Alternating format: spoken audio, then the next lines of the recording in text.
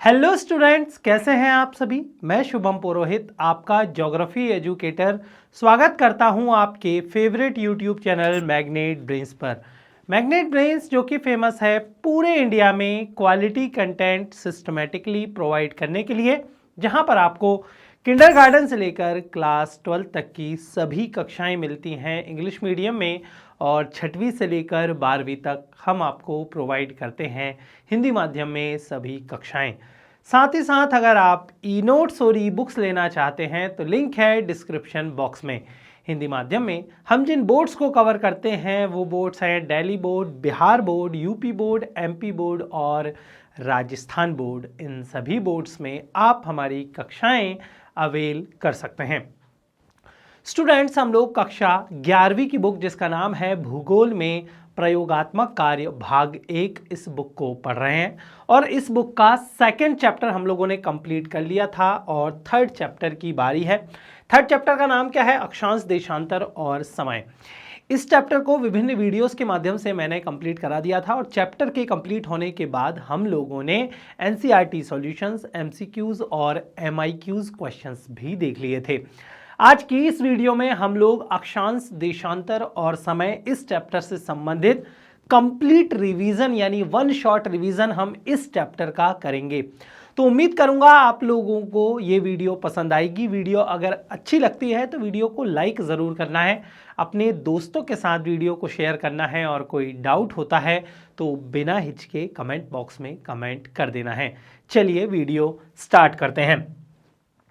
देखिए, बेसिकली मैं आप लोगों को बता देता हूं कि इस चैप्टर में हम लोगों को पढ़ना क्या होता है। देखिए, हम लोग अक्षांश, देशांतर क्यों पढ़ते हैं, सबसे पहले आप लोगों को ये पता होना चाहिए। दरअसल आप सभी को पता है कि हमारी पृथ्वी जो है वो गोल है। वैसे पूर्ण गोल हमारी पृथ्वी नहीं है, लेकिन हम पढ़ने के लिए मान लेते हैं कि हमारी पृथ्वी जो है वो गोल है। जबकि आप सभी को एक फैक्ट तो पता ही है कि जो पृथ्वी है वो ध्रुवों से चपटी है और विषुवत रेखा के पास जो है इसका उभार जो है वो ज्यादा है ना। लेकिन हम लोग मानते हैं कि हमारी पृथ्वी गोल है और हमारी पृथ्वी गोल घूमती भी है, और उसकी जो दिशा है घूमने की वो क्या है? वेस्ट टू ईस्ट, यानी कि पश्चिम से पूर्व हमारी पृथ्वी घूमती है। अब पृथ्वी गोल है, घूमती है, इस वजह से पृथ्वी पर जगह को लोकेट करना थोड़ा सा मुश्किल होता है। दरअसल अगर आपसे भी कोई पूछे कि भाई आप कहाँ रहते हैं, तो आप अपनी गली का नाम बताते हैं, आप मोहल्ले या कॉलोनी का नाम बताते हैं, आप अपने शहर नगर का नाम बताते हैं, आप अपने स्टेट का नाम बताते हैं, तभी कोई पार्सल वगैरह है या कोई डिलीवरी है वो आपके द्वार तक पहुँचती है। आप सभी को पता है। लेकिन अगर हमें किसी जगह की स्थिति पता करनी है पृथ्वी के संदर्भ में, अब क्योंकि हमें जो है चीज़ें पहुँचानी नहीं है, हमें सिर्फ जगह लोकेट करनी है, तो चूंकि पृथ्वी गोल है तो हमें जगह लोकेट करने के लिए कुछ काल्पनिक रेखाओं की रचना करनी होती है। काल्पनिक, याद रखिएगा, कुछ रेखाएं हमारी पृथ्वी पर नहीं पाई जाती, तो कुछ काल्पनिक रेखाएं हमें माननी पड़ती हैं, और उन्हीं काल्पनिक रेखाओं का जो जाल है उसे हम लोग बोलते हैं भौगोलिक ग्रिड। क्या बोलते हैं? भौगोलिक भौगोलिक ग्रिड। इस भौगोलिक ग्रिड की मदद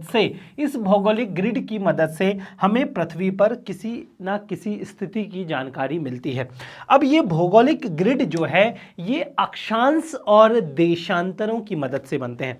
ग्रिड का मतलब होता है एक तरीके का जाल, जैसे कि मैं आप लोगों के लिए बना रहा हूं। ये क्या है? ये ग्रिड है, ठीक है, ये ग्रिड है। तो एक तरीके का जो जाल होता है अक्षांश और देशांतर रेखाओं का पृथ्वी के संदर्भ में, इसे ही हम ग्रिड बोलते हैं, जिसे हम भौगोलिक ग्रिड जो है पूरे नाम से संबोधित करते हैं। अब इस भौगोलिक ग्रिड की मदद से हमें स्थिति जगह का जो पता है, उसकी लोकेशन जो है हमें पता चल जाती है। किसी देश की, किसी शहर की हमें लोकेशन पता चल जाती है। लेकिन एक समस्या और है, वो समस्या है समय की। ठीक है, समय की। चूंकि हमारी पृथ्वी विशाल है, जब घूमती है तो अलग अलग जगह अलग अलग समय होता है, तो समय की गणना कैसे हम देशांतर रेखाओं की मदद से करते हैं। मैंने क्या बोला? ग्रिड किसको बोलते हैं? अक्षांश और देशांतर रेखाओं को। और समय की गणना भी हम देशांतर रेखाओं की मदद से करते हैं। तो अल्टीमेटली हम लोगों को चैप्टर में क्या पढ़ना होगा कि अक्षांश रेखाएं क्या होती हैं, जो कि मैंने बताया काल्पनिक रेखाएं हैं, लेकिन ये होती क्या हैं, इनको हम बनाते कैसे हैं, देशांतर रेखाएं क्या होती हैं, इनको हम बनाते कैसे हैं, और अक्षांश और देशांतर रेखाओं में क्या अंतर होता है, दोनों रेखाओं की संख्या क्या होती है, क्या इनकी मदद मिलती है जब हम लोकेशन या स्थिति पता लगाते हैं, और देशांतर रेखाओं की खासकर मदद से हम कैसे समय की गणना करते हैं। ये टॉपिक्स हम लोगों को इस चैप्टर में पढ़ने होते हैं। तो उम्मीद करता हूं एक शॉर्ट में आप लोगों को मैंने बता दिया है। दरअसल क्या है ना, चैप्टर शुरू होने से पहले थोड़ा सा जब इंट्रोडक्शन आप लोगों को पता चल जाता है तो चैप्टर पढ़ना आसान हो जाता है। आप लोगों को ये बीच में ये समझ नहीं आता कि हम पढ़ क्या रहे हैं, ठीक है। इसलिए मैंने बता दिया कि पहले ही कि हम इस चैप्टर में पढ़ने क्या वाले हैं, है ना। जैसे कि हम किसी जगह पर जाते हैं, घूमने जाते हैं या किसी सफ़र पर निकलते हैं तो हमें डेस्टिनेशन पता होता है कि हमें जाना कहाँ है, इसलिए मैंने आप लोगों को बता दिया। तो उम्मीद करता हूँ मेरी बात आप लोगों को समझ में आ गई होगी। एकदम बेसिक से हम लोग जो है चैप्टर को शुरू करेंगे। सबसे पहले मैंने आप लोगों को बताया भौगोलिक ग्रिड, और जिसमें मैंने अक्षांश और देशांतर रेखाओं का जिक्र किया। तो सबसे पहले हम लोगों को अक्षांश रेखाएं या अक्षांश समानांतर क्या होते हैं, और ये समानांतर शब्द यानी पैरेलल जो शब्द है ये यहां पर क्यों लगा हुआ है उसको भी मैं बता देता हूं, ठीक है। चलिए सबसे पहले समझ लेते हैं। लिखा क्या है, पृथ्वी लगभग गोले के समान है। ऐसा इसलिए है क्योंकि पृथ्वी की विषुवतीय त्रिज्या तथा ध्रुवीय त्रिज्या एक समान नहीं है। तो मैंने आप लोगों को बताया कि हम अध्ययन की सुविधा के लिए पृथ्वी को गोल बोल देते हैं, लेकिन हमारी पृथ्वी पूर्ण रूप से गोल नहीं है। ध्रुवों से क्या है, हमारी पृथ्वी चपटी है और विषुवत रेखा के पास इसमें उभार है। यह हमें ऐसा पता चलता है कि मान लीजिए हम गोले में क्या होता है, गोले में तो आप कहीं से भी त्रिज्या लें समान आती है, लेकिन अगर हम पृथ्वी की त्रिज्या लेते हैं किस पर, विषुवत रेखा पर, और हमारी त्रिज्या हम लोग लेते हैं किस पर, ध्रुवों से, तो हमें पता चलता है कि विषुवत रेखा पर जो हम त्रिज्या या लेंथ या लंबाई लेते हैं किलोमीटर में वो थोड़ी ज्यादा होती है। इसलिए हमें पता चलता है कि जो हमारी पृथ्वी है पूर्ण गोल ना होकर ध्रुवों से क्या है, चपटी है। लगभग आप संतरे का शेप जो है मान सकते हैं, जहां पर त्रिज्या जो है, अब देखिए एग्जैक्ट मैं गोल नहीं बना पा रहा हूं, इसका मतलब ये नहीं है कि ऐसी ही है पृथ्वी, ठीक है, लेकिन आप समझ जाइएगा जैसे संतरा ऑरेंज होता है ना, वैसे ही हमारी पृथ्वी होती है चपटी ध्रुवों से और यहां पर उभार। तो जो त्रिज्या होती है हमारी, अगर हम विषुवत रेखा की बात करें तो यहां पर त्रिज्या का जो साइज है वो बड़ा होता है, रेडियस जो होती है वो बड़ी होती है, और यहाँ पर क्या होती है, रेडियस छोटी होती है। इससे ही हमें पता चलता है कि भाई हमारी पृथ्वी पूर्ण रूप से गोल नहीं है। पृथ्वी का अपने अक्ष पर घूर्णन विषुवत वृत्त पर उभार पैदा करता है। भाई भी जब भी कोई गोल वस्तु घूमेगी तो विषुवत वृत्त पर, ठीक है, विषुवत वृत्त पर 0 डिग्री अक्षांश रेखा पर एक उभार पैदा होगा, ठीक है, और गोल घूमने के कारण पैदा होगा। इसलिए वास्तविक आकार एक लघ्वक्ष गोलाभ के समान प्रतीत होता है। तो मैंने आप लोगों को बताया गोल नहीं है, तो पृथ्वी का अपना एक यूनिक शेप है और इस शेप को बोला जाता है गोलाभ। क्या बोलते हैं इसको, गोलाभ, और इसी को हिंदी में भूआभ भी बोलते हैं। क्या बोलते हैं, भूआभ। इंग्लिश में क्या बोलते हैं, इंग्लिश में इसे जियोइड शेप बोलते हैं। क्या बोलते हैं, जियोइड, इंग्लिश में हम इसे बोलते हैं। पृथ्वी के इस आकार के कारण धरातलीय लक्षणों की अवस्थिति को जानने में कुछ कठिनाई होती है। मैंने बताया ना, जो धरातलीय अवस्थिति है, कहाँ पर्वत है, कहाँ पठार है, कहाँ नदियां हैं, देशों की क्या स्थिति है, यह हमें पता नहीं चल पाती, क्योंकि इस पर अन्य बिंदुओं की सापेक्ष स्थिति को मापने के लिए कोई संदर्भ बिंदु नहीं है।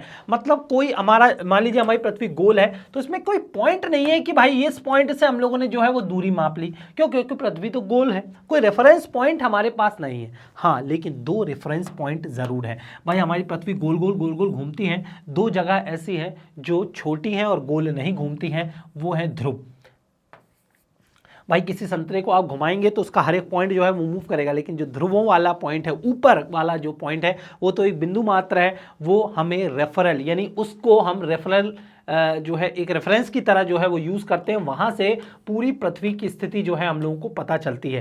तो ये 2 संदर्भ बिंदु है ना, जिसको हम उत्तरी ध्रुव और दक्षिणी ध्रुव बोलते हैं, इससे कुछ हद तक स्थिति का मूल्यांकन करने में मदद मिलती है। तो कैसे हम लोगों को संदर्भ बिंदु की मदद मिल जाती है उसको भी समझ लेते हैं।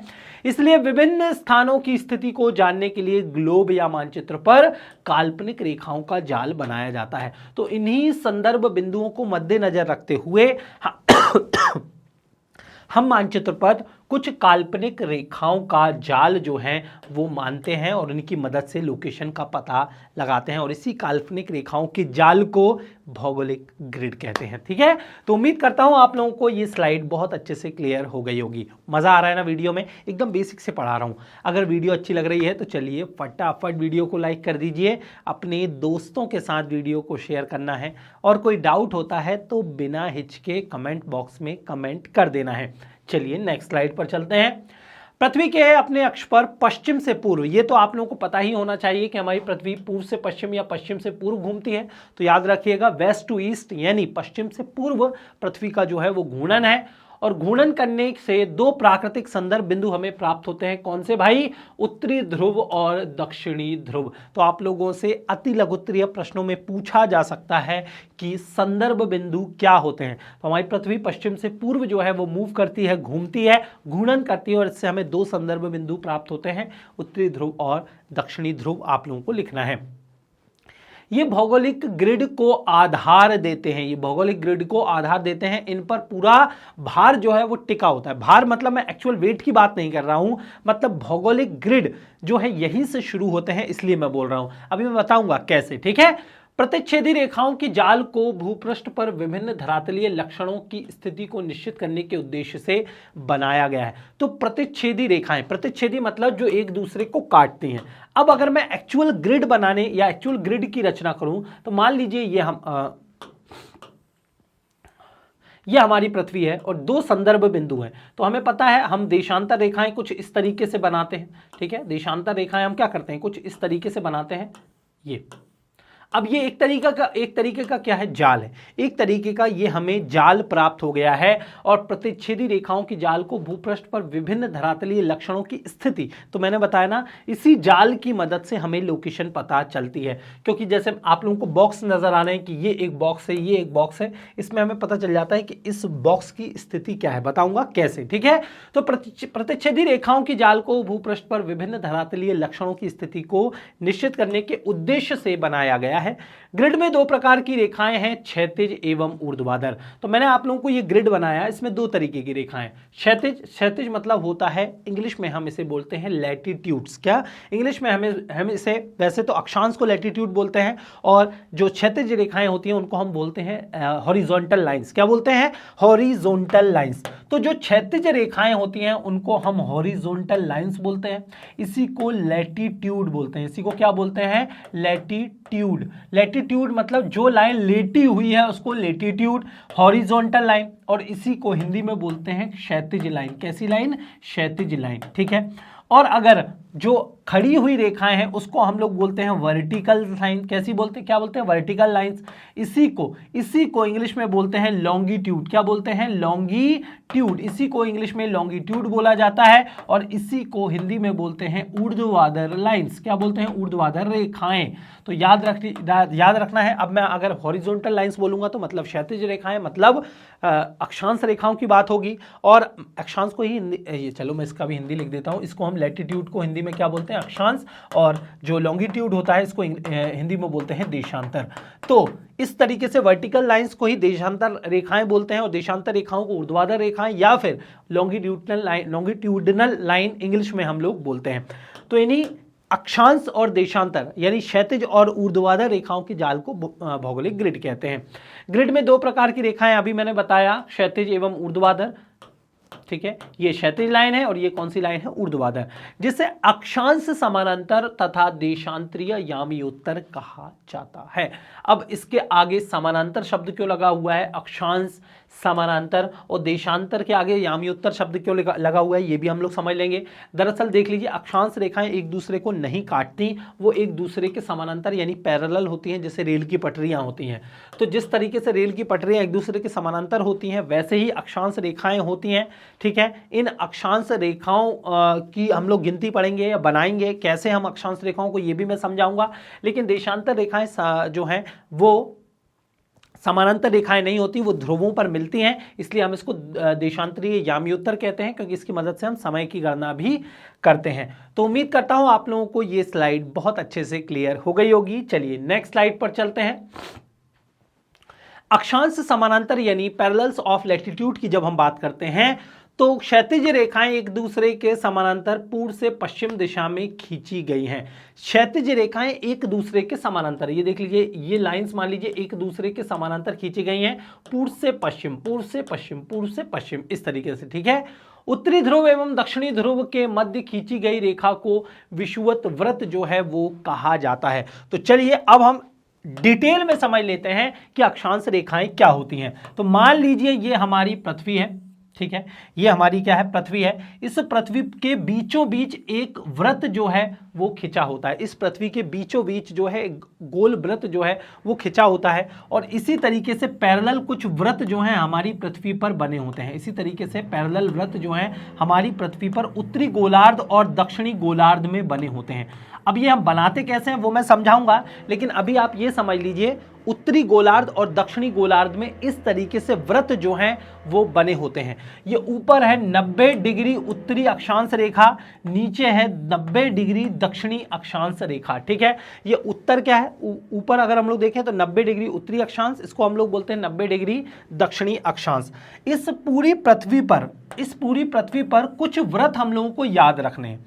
वो व्रत की रचना कैसे होती है वो तो मैं बताऊंगा, लेकिन कुछ व्रत हम लोगों को याद रखने हैं। जैसे ये जो व्रत होता है इस व्रत को बोलते हैं विषुवत व्रत। क्या बोलते हैं इसे, विषुवत व्रत। इस व्रत को बोलते हैं विषुवत व्रत। इसी व्रत को बोलते हैं 90 डिग्री अक्षांश रेखा, और इसी को बोलते हैं हम लोग, सॉरी इसी को 90 बोल दिया मैंने, इसको बोलते हैं 0 डिग्री अक्षांश रेखा, ठीक है। इसको हम लोग बोलते हैं 0 डिग्री अक्षांश रेखा, और इसी को हम लोग बोलते हैं भूमध्य रेखा। इसी को क्या बोलते हैं हम लोग, भूमध्य रेखा। तो मैं आप लोगों को यह समझा रहा हूं कि हमारी पृथ्वी पर कौन कौन से महत्वपूर्ण व्रत जो हैं वो पाए जाते हैं। इसके ऊपर जो सबसे महत्वपूर्ण व्रत एक पाया जाता है उसको बोलते हैं 23.5 डिग्री। क्या बोलते हैं, 23.5 डिग्री उत्तरी अक्षांश रेखा। उत्तरी क्यों, क्योंकि ये जो हमने 0 डिग्री अक्षांश रेखा खींची है, मान लीजिए मैंने व्रत बनाया है और इसको 2 बराबर भागों में बांट दिया है, इसको बोलते हैं 0 डिग्री अक्षांश रेखा। क्या बोलते हैं, 0 डिग्री अक्षांश रेखा। और 0 डिग्री अक्षांश रेखा के ऊपर जो गोलार्ध है उसको हम लोग बोलते हैं उत्तरी गोलार्ध। क्या बोलते हैं, उत्तरी गोलार्ध। और 0 डिग्री अक्षांश के नीचे जो होता है उसको हम बोलते हैं दक्षिणी गोलार्ध। तो इस तरीके से आपको याद रखना है। उत्तरी गोलार्ध में जब 23.5 डिग्री उत्तरी अक्षांश हम एक वृत्त बनाते हैं पृथ्वी के चारों ओर, तो इसे बोलते हैं कर्क रेखा। क्या बोलते हैं, कर्क रेखा, ट्रॉपिक ऑफ कैंसर, ठीक है। क्या बोलते हैं इसको, कर्क रेखा या ट्रॉपिक ऑफ कैंसर। और 23.5 डिग्री दक्षिणी अक्षांश जब हम कोई व्रत बनाते हैं, कहां, 23.5 डिग्री दक्षिणी अक्षांश, तो इसे हम लोग बोलते हैं मकर रेखा, जिसे इंग्लिश में बोला जाता है ट्रॉपिक ऑफ कैप्रिकॉर्न, ठीक है। तो कर्क रेखा और ये क्या हो गई, मकर रेखा। इसी तरीके से जो 66.5 डिग्री उत्तरी अक्षांश है, ठीक है, 66.5 डिग्री उत्तरी अक्षांश, इसे बोलते हैं आर्कटिक व्रत। क्या बोलते हैं इसे हम, आर्कटिक व्रत। 66.5 डिग्री दक्षिणी अक्षांश, इसे बोला जाता है अंटार्कटिक व्रत। क्या बोलते हैं इसे, अंटार्कटिक व्रत। तो ये भी है 66.5, नीचे वाला भी है 66.5, बस इसमें उत्तरी अक्षांश है, ये दक्षिणी अक्षांश है। तो ये कुछ बेहद महत्वपूर्ण व्रत मैंने आप लोगों को बता दिए। ये कर्क रेखा 23.5 डिग्री उत्तरी अक्षांश, ये मकर रेखा 23.5 डिग्री दक्षिणी अक्षांश, ये है विषुवत रेखा या विषुवत व्रत, इसी को भूमध्य रेखा बोलते हैं। ये 0 डिग्री अक्षांश रेखा होती है, आर्कटिक व्रत और अंटार्कटिक व्रत। इतनी बात आप लोगों को समझ में आई कि नहीं, पहले मुझे ये बताइए। अगर वीडियो समझ में आ रही है, इनकी रचना कैसे करेंगे अब भी हम समझेंगे नेक्स्ट स्लाइड में, जहां पर आप लोगों को बनाना भी सिखाया गया है। क्योंकि रटने, अब जो स्टूडेंट्स रटने वाले होंगे वो तो ऐसे रट लेंगे भाई 23.5, 66.5 और ये गोल गोल व्रत है, इसको हम विषुवत व्रत बोलते हैं। भाई इनकी रचना कैसे हुई है वो मैं अभी आपको समझाऊंगा, ठीक है। तो अभी तक आप लोगों को अगर ये चीज़ समझ में आ गई है तो वीडियो को लाइक कर दीजिए। चलिए फटाफट वीडियो को लाइक करिए, अपने दोस्तों के साथ वीडियो को शेयर करना है, और कोई डाउट होता है तो बिना हिचके कमेंट बॉक्स में कमेंट कर देना है। देख लेते हैं क्या लिखा गया है। क्षैतिज रेखाएं एक दूसरे के समानांतर पूर्व से पश्चिम दिशा में खींची गई हैं। उत्तरी ध्रुव एवं दक्षिणी ध्रुव के मध्य खींची गई रेखा को विषुवत व्रत कहते हैं। मतलब ये उत्तरी ध्रुव है, ये दक्षिणी ध्रुव है, इनके बीचों बीच जो रेखा खींची गई है, ठीक है, इनके बीचों बीच जो रेखा खींची गई है इसको हम लोग बोलते हैं विषुवत व्रत। याद रखिएगा, इसको क्या बोलते हैं,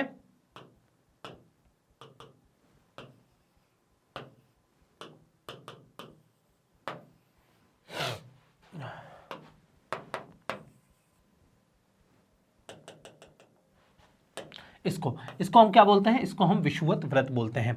यह सबसे बड़ा व्रत होता है, ये सबसे बड़ा व्रत होगा क्योंकि मैंने बोला है इस व्रत के आसपास जो है हमारी पृथ्वी उभरी हुई है, लेकिन ध्रुवों से क्या है, चपटी है, तो ये वाला व्रत क्या होगा, सबसे बड़ा। तो यह सबसे बड़ा व्रत है तथा यह ग्लोब को 2 बराबर भागों में बांटता है, इसे वृहद व्रत भी कहते हैं। ये ग्लोब को क्या है, 2 बराबर भागों में जो है वो बांटता है, ये सबसे बड़ा व्रत है। इस सबसे बड़े व्रत के अगर हम उत्तरी दिशा में जाते हैं, नॉर्थ डायरेक्शन में जाते हैं, तो व्रतों की जो परिधि है वो छोटी होते जाती है, मतलब व्रत छोटे होते जाते हैं। देख लीजिए ये सबसे बड़ा व्रत है, ये उससे छोटा, ये उससे छोटा, ये उससे छोटा और लास्ट में सबसे छोटा।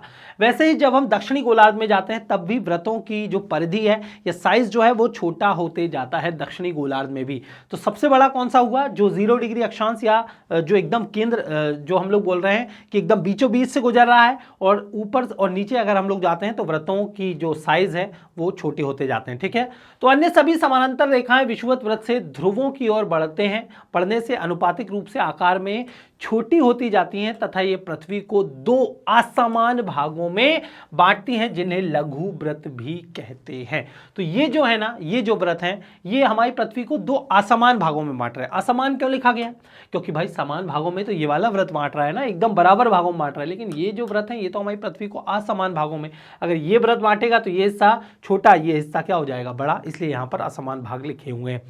पूर्व से पश्चिम की ओर खींची गई इन काल्पनिक रेखाओं को सामान्यतः अक्षांश समानांतर कहा जाता है। तो पूर्व से पश्चिम ये जो रेखाएं खींची गई हैं इनको हम सामान्यतः अक्षांश समानांतर या फिर लैटिट्यूडनल लाइंस कहते हैं। लैटिट्यूड मतलब ऐसी लाइन जो लेटी हुई है, लैटिट्यूड, अक्षांश रेखाएं भी इन्हें कहते हैं। तो ये जो मैंने नामकरण किया है, नामकरण आप लोगों को मुख्य रूप से याद रखना है। अभी हम समझेंगे कि भाई बनाते कैसे हैं अक्षांश रेखाएं। ठीक है, तो उम्मीद करता हूं आप लोगों को ये स्लाइड बहुत अच्छे से क्लियर हो गई होगी। चलिए नेक्स्ट स्लाइड पर चलते हैं। उत्तर से दक्षिणी दिशा की ओर जाने वाली लंबवत रेखाएं दोनों ध्रुवों को जोड़ती हैं, इन्हें देशांतरीय याम्योत्तर कहते हैं। तो हम लोगों ने अक्षांश रेखाएं तो समझ ली, ठीक है, हम लोगों ने अक्षांश रेखाएं तो समझ ली, लेकिन दोनों ध्रुवों को जोड़ने वाली, जैसे एक ध्रुव ये है, एक ध्रुव ये है, तो दोनों ध्रुवों को जोड़ने वाली ये जो लाइंस होती हैं, दोनों ध्रुवों को जोड़ने वाली ये जो लाइंस होती हैं, इनको हम देशांतरीय रेखाएं बोलते हैं। क्या बोलते हैं, देशांतरीय रेखाएं या देशांतरीय याम्योत्तर। विषुवत व्रत पर इन रेखाओं के बीच की दूरी सबसे अधिक होती है। देख लीजिए, ये मान लीजिए विषुवत व्रत है, मैंने बताया ये देशांतर रेखाएं समानांतर नहीं होती, ध्रुवों पर एक दूसरे में मिल जाती हैं, ठीक है, एक दूसरे को काट देती हैं ध्रुवों पर। तो ध्रुवों पर जब मिल रही हैं तो आप देख पा रहे हैं कि विषुवत व्रत पर, मतलब कहां पर, यहां पर, इनके बीच की जो दूरी है वो क्या होगी, सबसे ज्यादा होगी। और जैसे ही यहां से ध्रुवों की तरफ जाएंगे इनके बीच की दूरी जो है वो घटते जाएगी। तो सबसे ज्यादा दूरी देशांतर रेखाओं के बीच की कहां पर देखने को मिल रही है, विषुवत व्रत पर। यह बात आप लोगों को समझ में आई कि नहीं, फिर से मैं पढ़ देता हूं कि उत्तर से दक्षिण दिशा की ओर जाने वाली लंबवत रेखाएं दोनों ध्रुवों को जोड़ती हैं, इन्हें देशांतरीय याम्योत्तर कहा जाता है। विषुवत व्रत पर इन रेखाओं के बीच की जो दूरी है वो सबसे अधिक होती है तथा प्रत्येक ध्रुव पर ये एक बिंदु पर मिल जाती हैं। तो ये ध्रुव है, ये ध्रुव है, और हर एक ध्रुव पर ये क्या होंगी, बिंदु पर मिल जाएंगी। यहां पर ऊपर बिंदु पर मिल रही हैं रेखाएं, नीचे यहां पर इस बिंदु पर मिल रही हैं, और दोनों ही बिंदुओं को हम संदर्भ बिंदु बोलते हैं। और क्या बोलते हैं, उत्तरी ध्रुव और दक्षिणी ध्रुव, नॉर्थ पोल और साउथ पोल। अक्षांश एवं देशांतर रेखाओं को सामान्यतः भौगोलिक निर्देशांक या कोऑर्डिनेट कहते हैं, क्योंकि ये रेखाओं के जाल का एक तंत्र बनाती हैं। अभी बताया ना मैंने आपको, ग्रिड, ठीक है, तो इनको हम कोऑर्डिनेट भी बोलते हैं, जिस पर हम धरातल के विभिन्न लक्षणों की स्थिति को, लोकेशन को प्रदर्शित कर सकते हैं। अक्सर आप लोगों ने क्लास 11th का जो फर्स्ट चैप्टर है उसमें हम भारत का अक्षांशीय विस्तार पढ़ते हैं, 8 डिग्री 4 मिनट से 37 डिग्री 25 मिनट पढ़ते हैं कि नहीं, 68 डिग्री 7 मिनट से 97 डिग्री 25 मिनट पढ़ा है ना हम लोगों ने। तो ये जो स्थिति है ये क्या है, इसी ग्रिड की स्थिति, अक्षांश देशांतर रेखाओं की ही स्थिति है। इन निर्देशांकों की सहायता से विभिन्न बिंदुओं की अवस्थिति, दूरी तथा दिशा को आसानी से निर्धारित किया जा सकता है। तो अभी मैंने बताया ना आप लोगों को कि हम लोग जो है स्थिति ज्ञात करते हैं, जैसे 8 डिग्री 4 मिनट से 37 डिग्री 25 मिनट, 68 डिग्री 7 मिनट से 97 डिग्री 25 मिनट, ऐसे हम अक्षांश और देशांतर रेखाएं बनाते हैं।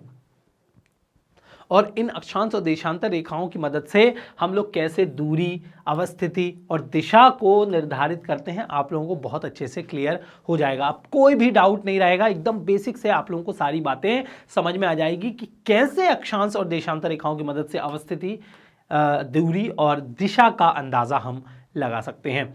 तो उम्मीद करता हूं आप लोगों को ये स्लाइड बहुत अच्छे से क्लियर हो गई होगी। चलिए नेक्स्ट स्लाइड पर चलते हैं।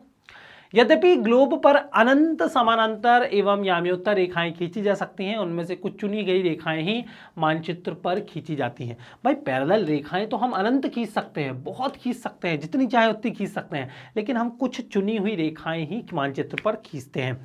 अक्षांशों एवं देशांतरों को, ये बहुत इंपॉर्टेंट लाइन है, ध्यान से देखिएगा, अक्षांशों एवं देशांतरों को डिग्री या फिर अंश में मापते हैं। जैसे 90 डिग्री अक्षांश, ठीक है, 23.5 डिग्री अक्षांश, 66.5 डिग्री अक्षांश, मैंने बोला भी था कि 23.5 डिग्री जो उत्तरी अक्षांश है उसको कर्क रेखा बोलते हैं, 23.5 डिग्री जो दक्षिणी अक्षांश है उसको मकर रेखा बोलते हैं। तो ये क्या है, डिग्री। तो अक्षांशों एवं देशांतरों को डिग्री या अंश में मापते हैं क्योंकि ये कोणीय दूरी को दर्शाते हैं। अब ये कोणीय दूरी क्या होती है अब भी मैं बताने वाला हूं। प्रत्येक डिग्री को 60 मिनट और हर एक मिनट में 60 सेकंड होते हैं। तो प्रत्येक डिग्री को 60 मिनट में और हर मिनट को 60 सेकंड में वर्गीकृत या विभाजित किया जा सकता है। तो प्रत्येक डिग्री को 60 मिनट। तो जब हम स्थिति बताते हैं ना, जैसे कि मान लीजिए कोई स्थिति है 10 डिग्री 12 मिनट 13 सेकंड, तो याद रखिएगा मिनट के लिए हम ऊपर 1 डैश खींचते हैं और सेकंड के लिए ऊपर 2 डैश खींचते हैं। तो प्रत्येक डिग्री को क्या है 60 मिनट में, प्रत्येक मिनट को 60 सेकंड में विभाजित किया जाता है। तो उम्मीद करता हूं आप लोगों को ये स्लाइड बहुत अच्छे से क्लियर हो गई होगी। चलिए नेक्स्ट स्लाइड पर चलते हैं। भूपृष्ठ पर किसी स्थान का अक्षांश उस स्थान की कोणीय दूरी होती है जो विषुवत वृत्त के उत्तर व दक्षिण याम्योत्तर पर पृथ्वी के केंद्र से मापी जाती है। तो अब यहाँ पर चीज़ें जो है वो समझने वाली स्टार्ट हो गई हैं, क्योंकि अब हम लोग ये समझेंगे कि कैसे कैसे जो है वो अक्षांश रेखाओं की रचना होती है।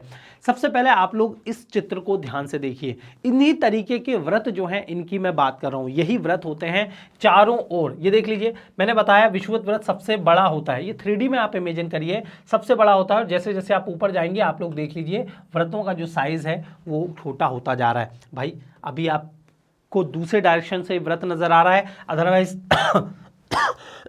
इस चित्र को आप थोड़ा सा ऐसा करेंगे ना तो आपको विषुवत व्रत समझ में आ जाएगा कि ये सबसे बड़ा है। लेकिन ये आपको पूरा गोले का साइज बताने के लिए इस तरीके के चित्र का इस्तेमाल हो रहा है। बस मैं ये बोलना चाह रहा हूं कि विषुवत व्रत से जैसे जैसे आप ऊपर जाएंगे आप देख लीजिए व्रत जो है वो छोटे होते जा रहे हैं उत्तरी और दक्षिणी गोलार्ध में जाने के क्रम में। तो भूपृष्ठ पर किसी स्थान का अक्षांश उस स्थान की वह कोणीय दूरी होती है जो विषुवत वृत्त के उत्तर या दक्षिणी याम्योत्तर पर पृथ्वी के केंद्र से मापी जाती है। तो चलिए हम लोग इसको समझ लेते हैं कि कैसे कोणीय दूरी का अंदाजा लगाया जाता है। तो भाई सबसे पहले करना क्या होता है मैं आप लोगों को बता देता हूं। आप लोगों को पता होगा डी यानी चांदे के बारे में, है ना। ये क्या होता है, चांदा होता है, आप सभी को पता है। तो अगर आप लोगों को अक्षांश रेखाओं की रचना करनी होती है तो कैसे आप अक्षांश रेखाओं की रचना करेंगे, पहले मैं ये बता देता हूं आप लोगों को, फिर आप सारी कहानी समझ जाएंगे, फिर हम लोग देख लेंगे कि क्या लिखा गया है। भाई सबसे पहले आप क्या करें कि एक व्रत की रचना करें। आप क्या है, एक व्रत बनाएं। इस व्रत में बीचों बीच आप जो है वो एक लाइन खींचें, ठीक है। ये जो लाइन होगी बीचों बीच खींची होगी, और बीचों बीच लाइन खींचने से ये होगा कि पूरा व्रत जो है वो 2 भागों में बढ़ जाएगा, जिसे हम उत्तरी गोलार्ध और दक्षिणी गोलार्ध कहेंगे। अब आप लोगों को क्या करना है कि एक मैथ्स में एक युक्ति होती है, या हम लोग बोल सकते हैं कि एक उपकरण होता है जिसको हम लोग बोलते हैं चांदा, है ना, जिसे हम लोग प्रोटेक्टर भी बोलते हैं। तो ये जो चांदा होता है, इस चांदे को जो है हम लोगों को यहाँ पर रखना है। इस चांदे को हम लोग यहाँ पर रखेंगे और यहाँ पर एकदम ऊपर आप लोगों को पता है इस चांदे में यहाँ पर क्या होता है, 90 डिग्री होता है, ठीक है। चांदे में ऊपर क्या होता है, तो 90 डिग्री होता है। इस चांदे को जैसे ही आप यहाँ पर लगाएंगे, तो मैं आप लोगों को येलो पेन से बता दे रहा हूँ कि कैसे आप लोग लगाएंगे। ये चांदा आप यहाँ पर रखेंगे, एकदम इस लाइन के ऊपर रखेंगे, और जैसे ही आप इसको ऊपर रखेंगे यहाँ पर क्या होगा, तुरंत आप 90 डिग्री का निशान लगाएंगे। फिर आप जैसे ही ऊपर जाएंगे यहाँ पर आपको 10 डिग्री का यहाँ पर निशान लगाएंगे, 20 डिग्री का, 30 डिग्री का, 40 degree, 50 degree, 60 degree, 70 degree, 80 degree और 90 डिग्री। वैसे ही आप लोग लेफ्ट साइड देखेंगे तो यहाँ पर भी 10 डिग्री का निशान लगाएंगे, 20, 30, 40, 50, 60, 70, 80 और 90 डिग्री। अब आप लोग क्या करेंगे कि ये जो 10 डिग्री है और यहाँ पर जो 10 डिग्री है उन दोनों रेखाओं को मिलाएंगे। यहाँ पर जो 20 है 20 को मिलाएंगे, 30 को मिलाएंगे, 40 को मिलाएंगे, 50 को मिलाएंगे, 60 को मिलाएंगे, 70 को मिलाएंगे, इस तरीके से मिलाएंगे। आप मिलाने के क्रम में आप जैसे ही देखेंगे 90 डिग्री, तो 90 डिग्री में कोई 2 पॉइंट आप लोगों को नजर नहीं आएंगे, सिर्फ एक बिंदु आप लोगों को नजर आएगा। और इस तरीके से ऐसे ही चांदा आप उल्टा भी रखेंगे। उल्टा कैसे चांदा रखेंगे कि यहाँ पर इस तरीके से चांदे को रखेंगे, यहाँ पर 10 डिग्री मार्क करेंगे, 20, 30, 40, 50, 60, 70, 80, 90 और यहाँ पर 10, 20, 30, 40, 50, 60, 70, 80, 90, 80, 90 और इस तरीके से ये रेखाएं जो हैं आप लोग मिला देंगे। तो यहाँ पर आप लोगों को समझ में आ जाएगा कि ये कौन सी रेखाएं हैं, ये अक्षांश रेखाएं हैं और यही विधि आप लोगों को यहाँ पर बताई जा रही है। मैं आप लोगों को आसान भाषा में बता दे रहा हूँ, ठीक है। ऐसा बना देंगे तो ऐसे ही जब आप दक्षिणी गोलार्ध में बनाएंगे तो यहाँ पर भी कोई रेखा नहीं मिलेगी, आप लोगों को बिंदु मिलेगा और वो बिंदु क्या होगा 90 डिग्री। वो बिंदु क्या होगा 90 डिग्री दक्षिणी अक्षांश।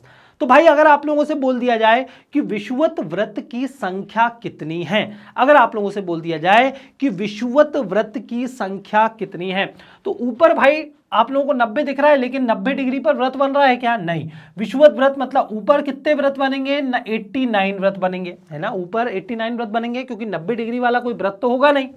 ऐसे ही दक्षिणी गोलार्ध में आप जाएंगे तो कितने व्रत बनेंगे? 89 व्रत आप लोगों को दक्षिणी गोलार्ध में देखने को मिलेंगे। और एक व्रत जो सबसे बड़ा व्रत है जिसको हम लोग बोलते हैं विषुवत व्रत, वो व्रत भी देखने को मिलेगा। तो यहां पर हम क्या कर देंगे +1 कर देंगे।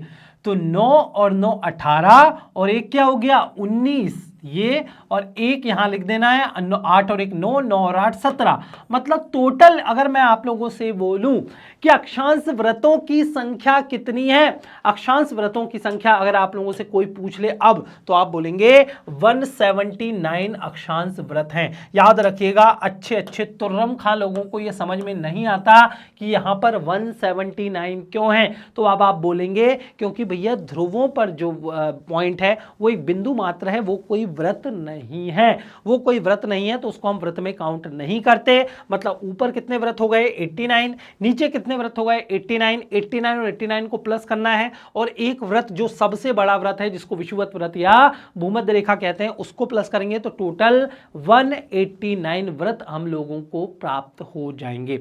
लेकिन अगर आप लोगों से बोल दिया जाए अक्षांश बिंदुओं की संख्या कितनी है, तो बिंदु तो भाई ऊपर 90 को भी काउंट करेंगे, तो अक्षांश बिंदु अगर आप लोगों से पूछ लिया जाए तो 90 90 और एक जो है यहां पर 0 डिग्री अक्षांश वाला, तो टोटल 181 आप लोगों को अक्षांश बिंदु जो है वो मिलेंगे। लेकिन अक्सर जो है अक्षांश रेखाएं पूछी जाती हैं, व्रत ही पूछे जाते हैं, तो टोटल कितने होते हैं 179, 181 कहीं कहीं लिखा होता है, लेकिन पूछ लेना है, देख लेना है आप लोगों को कि पूछा क्या गया है एग्जाम में। ऑप्शन में दोनों ही रहेंगे, याद रखिएगा, फिर आप लोगों को कंफ्यूज नहीं होना है। मैं व्रतों की बात कर रहा हूं, अक्षांश व्रतों की। आप मुझे बताइए पूर्ण व्रत है या अर्ध व्रत है?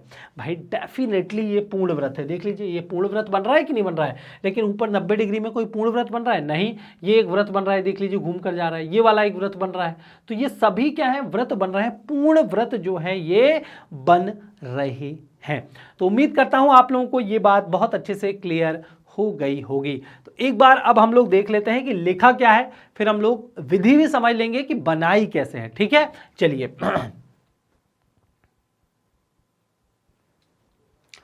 तो भूपृष्ठ पर किसी स्थान का अक्षांश उस स्थान की वह कोणीय दूरी होती है जो विषुवत वृत्त के उत्तर एवं दक्षिणयामी उत्तर पर पृथ्वी के केंद्र से नापी जाती है। तो भाई याद रखिएगा, जो अक्षांश रेखाएं हैं उनकी गणना जो है वो हम किससे करते हैं? पृथ्वी के केंद्र से करते हैं। केंद्र से करते हैं, तभी मैंने आप लोगों को बोला था रचना के लिए आप क्या करें, एक रेखा खींचें जो वृत्त को 2 बराबर भागों में बांट रही हो। तो अक्षांश रेखा की रचना हमेशा याद रखिएगा पृथ्वी के गर्भ से होती है, केंद्र से होती है। ये बहुत इंपॉर्टेंट लाइन में इसलिए बोल रहा हूं क्योंकि जब हम देशांतर रेखाएं बनाएंगे तो उसकी रचना पृथ्वी के केंद्र से नहीं होगी, ध्रुवों से होगी। समझाऊंगा मैं कैसे। तो ये जो पृथ्वी है, ये जो हम अक्षांश रेखाएं बना रहे हैं, जो विषुवत वृत्त के उत्तर एवं दक्षिण यामी उत्तर पर पृथ्वी के केंद्र से मापी जाती हैं। तभी तो मैं बोल रहा हूं यहां पर चांदा आप लोगों को रखना है। एक ही अक्षांश पर स्थित स्थानों को मिलाने वाली रेखा समानांतर कहलाती है ना। जैसे मैंने बोला था यहाँ पर 10 डिग्री मार्क करना है, यहाँ पर 10 डिग्री मार्क करना है, दोनों एक ही अक्षांश बिंदु है, इसलिए हम इनको क्या कर देंगे, मिला देंगे। फिर 20 डिग्री मार्क करना है, 20 डिग्री यहाँ मार्क करना है, फिर दोनों ही अक्षांश रेखाओं को यहाँ भी, अक्षांश बिंदुओं को यहाँ पर मिला देंगे। तो आपको एक समानांतर रेखाएं प्राप्त हो रही हैं कि नहीं? डेफिनेटली आप लोगों को समानांतर रेखाएं प्राप्त हो रही हैं। विषुवत वृत्त का मान कितना है? 0 डिग्री है एवं ध्रुवों के अक्षांश 90 डिग्री उत्तर एवं 90 डिग्री दक्षिण है। बहुत अच्छे से याद रखिएगा कि विषुवत वृत्त का मान कितना है? 0 डिग्री है। किसका? विषुवत वृत्त का। एवं ध्रुवों के अक्षांश कितने हैं? 90 डिग्री उत्तर एवं दक्षिणी है। यदि अक्षांश समानांतरों को 1 डिग्री के अंतराल पर खींचते हैं, सपोज करिए, हम वैसे तो हम अक्षांशों को 1 डिग्री के और छोटे अंतराल पर खींच सकते हैं, अनंत अक्षांश खींचे जा सकते हैं, लेकिन हम लोग हमारी सहूलियत के लिए हम क्या करेंगे, 1 डिग्री के अंतराल में अक्षांश रेखाओं को खींचेंगे, है ना। तो यदि अक्षांश समानांतरों को 1 डिग्री के अंतराल पर खींचते हैं तो उत्तरी एवं दक्षिणी दोनों गोलार्धों में 89 अक्षांश समानांतर होंगे। 89 क्यों होंगे? क्योंकि 90 डिग्री वाला तो सिर्फ एक बिंदु होगा, पॉइंट होगा। वैसे हम लोग कर क्या रहे थे रचना के लिए? हम लोग जैसे कि 10 डिग्री यहां खींच रहे थे, 10 डिग्री यहां खींच रहे थे, 20 डिग्री यहां खींच रहे थे, 20 डिग्री यहां खींच रहे थे, फिर हम मिला रहे थे। लेकिन क्या 90 डिग्री में यह स्थिति बनेगी? नहीं, 90 डिग्री तो सिर्फ क्या है, एक बिंदु मात्र है, इसलिए उसको हम हटा देंगे और दोनों ही गोलार्धों में 89 अक्षांश समानांतर हमें प्राप्त होंगे। तो इस प्रकार विषुवत वृत्त को लेकर अक्षांश समानांतरों की कुल संख्या कितनी हो जाएगी? 179। 179 कैसे हुई? 89 plus 89 plus 1 is equal to क्या हो गया? 179। 89 89 178 और एक कौन सा जोड़ा है हमने? विषुवत वृत्त वाला। ठीक है। किसी अक्षांश की अवस्थिति विषुवत वृत्त के उत्तर एवं दक्षिण में होने पर अक्षांशों के मान के साथ उत्तर एवं दक्षिण लिखते हैं। डेफिनेटली याद रखिएगा, जब हम किसी जगह, देश, महाद्वीप, किसी की भी स्थिति बताएंगे तो हमें अक्षांश रेखाओं के आगे उत्तर एवं दक्षिण लगाना होगा। जैसे कि मैंने बताया, कर्क रेखा हो गई 23.5 डिग्री, 23.5 डिग्री, 23.5 डिग्री तो उत्तर में भी है, दक्षिण में ही है, लेकिन कर्क रेखा किसको बोलेंगे? 23.5 डिग्री उत्तरी अक्षांश को कर्क रेखा बोलेंगे। ठीक है। ऐसे ही 23.5 डिग्री दक्षिणी अक्षांश को कर्क रेखा कहेंगे। तो ये उत्तरी अक्षांश है, ये दक्षिणी अक्षांश है। बहुत ही ज्यादा महत्वपूर्ण है। उत्तर एवं दक्षिण आप नहीं लगाएंगे तो आपका आंसर अधूरा माना जाएगा, गलत भी हो सकता है। तो किसी स्थान की अवस्थिति विषुवत वृत्त के उत्तर एवं दक्षिण में होने पर हम लोग क्या लगाते हैं? उत्तर एवं दक्षिणी अक्षांश लिखते हैं। जैसे हम बोलते हैं ना 8 डिग्री 4 मिनट उत्तरी अक्षांश से भारत की स्थिति, 37 डिग्री 25, इस तरीके से हम लोग लिखते हैं उत्तरी अक्षांश। तो उत्तरी शब्द हम लगाते हैं, आप चाहें तो हमारा जो फर्स्ट चैप्टर है क्लास 11th का, भारत एवं उसकी स्थिति, उस चैप्टर में आप लोग जाएं और उसमें अक्षांश रेखाओं में देखें कि उत्तरी लगा है या नहीं लगा है। यदि पृथ्वी बिल्कुल गोल होती तो 1 डिग्री अक्षांश एक स्थिरांक होता, अर्थात पृथ्वी के प्रत्येक स्थान पर इसका मान 111 किलोमीटर होता। भाई दिक्कत यह है कि हमारी पृथ्वी पूर्ण रूप से गोल नहीं है, ध्रुवों पर मैंने बताया चपटी है, इसलिए ये जो अक्षांश रेखाएं होती हैं ना, इन अक्षांश रेखाओं के बीच की दूरी, वैसे तो ये समानांतर रेखाएं होती हैं, लेकिन इनके बीच की जो दूरी होती है वो ध्रुवों के पास जो है वो बढ़ जाती है और विषुवत रेखा के पास जो होती है वो कम हो जाती है। तो यहाँ पर लगभग 110 दशमलव कुछ किलोमीटर इन दोनों अक्षांश के बीच की दूरी होती है और यहाँ पर 111 दशमलव कुछ किलोमीटर होती है। लेकिन ऑन एन एवरेज जब हम बात करते हैं, औसतन दूरी की बात की जाए, दो अक्षांश रेखाओं के बीच की औसत दूरी आप लोगों से पूछी जाएगी। दो अक्षांश रेखाओं के बीच की जो दूरी होती है वो होती है 111 किलोमीटर। कितनी होती है? 111 किलोमीटर। तो यदि पृथ्वी बिल्कुल गोल होती तो 1 डिग्री अक्षांश एक स्थिरांक होता, अर्थात पृथ्वी के प्रत्येक स्थान पर इसका मान कितना होता? 111 किलोमीटर होता। यह लंबाई विषुवत वृत्त पर सभी देशांतर रेखाओं के 1 डिग्री के लगभग समान है, लेकिन विषुवत वृत्त से ध्रुवों की ओर अक्षांशों की लंबाई में कुछ परिवर्तन आता है। जैसा कि मैंने बताया, विषुवत वृत्त पर यह लंबाई कितनी होती है? 110.6। विषुवत वृत्त के पास जो अक्षांश रेखाओं के बीच की दूरी होती है वो थोड़ी कम होती है। कितनी होती है? 110.6। 110.6, जबकि ध्रुवों पर यह कितनी होती है? 111.7 किलोमीटर। मतलब ध्रुवों पर अक्षांश रेखाओं के बीच का जो गैप होता है वो थोड़ा सा ज़्यादा होता है, लेकिन हम लोगों को एवरेज याद रखना है 111 किलोमीटर। किसी स्थान का अक्षांश सूर्य की तुंगता या ध्रुव तारे की सहायता से निर्धारित किया जाता है। तो हम अक्षांश रेखाओं की जो गणना करते हैं वो सूर्य की तुंगता के आधार पर भी कर सकते हैं और ध्रुव तारे के आधार पर भी कर सकते हैं। तो उम्मीद करता हूं आप लोगों को वीडियो पसंद आ रही होगी। जो चीज़ें मैंने आपको अक्षांश रेखाओं के बारे में बताई हैं, कैसे इनकी संख्या 179 हुई है और इनके बीच की दूरी कैसे हम लोगों ने 111 किलोमीटर औसत ली है, अगर आप लोगों को ये फैक्ट समझ में आ गए होंगे तो चलिए फटाफट वीडियो को लाइक कर दीजिए। वीडियो लाइक करनी है, मज़ा आ रहा है ना वीडियो में, बहुत प्रैक्टिकल वे में मैं आप लोगों को समझा रहा हूँ, बहुत आसान भाषा में समझा रहा हूँ। फिर भी मान लीजिए कोई आप लोगों को डाउट होता है तो बिना हिचके कमेंट बॉक्स में कमेंट करके पूछ लेना है। वीडियो अगर अच्छी लग रही है तो वीडियो को लाइक ज़रूर करना है, अपने दोस्तों के साथ शेयर ज़रूर करना है। अब जो क्रिया विधि मैंने आप लोगों को बताई थी कि कैसे अक्षांश समानांतर हम बनाएंगे, उसको समझ लेते हैं।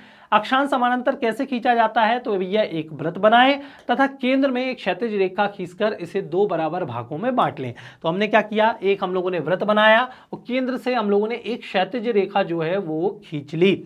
इस वृत्त पर चांदा, जिसे प्रोटेक्टर कहते हैं, तो इस तरीके से रखें कि चांदा 0 डिग्री एवं 180 डिग्री की रेखा कागज पर बनाए गए वृत्त के मध्य जो खींची आपने रेखा है उससे मिल जाए। मतलब आप लोगों को जो चांदा है वो ऐसे रखना है कि ये जो शुरुआत में आप लोगों ने वृत्त पर जो लाइन खींची थी, ये देख लीजिए वृत्त पर ये वाली जो लाइन खींची थी, इसके जस्ट ऊपर चांदे वाली जो लाइन है 0 और 180 डिग्री वाली, वो लाइन इसके ऊपर ही आप लोगों को रख देना है चांदे को बहुत अच्छे से। और चांदे की स्थिति क्या होगी, इस तरीके से। ठीक है, उम्मीद करता हूं आप लोगों को ये बात क्लियर हो गई होगी। अब 20 डिग्री दक्षिणी अक्षांश दर्शाने के लिए वृत्त के निचले आधे भाग में विषुवत वृत्त से 20 डिग्री का कोण बनाते हुए पूर्व एवं पश्चिम में 2 बिंदु लगाएं, जैसा कि चित्र में दिखाया गया है।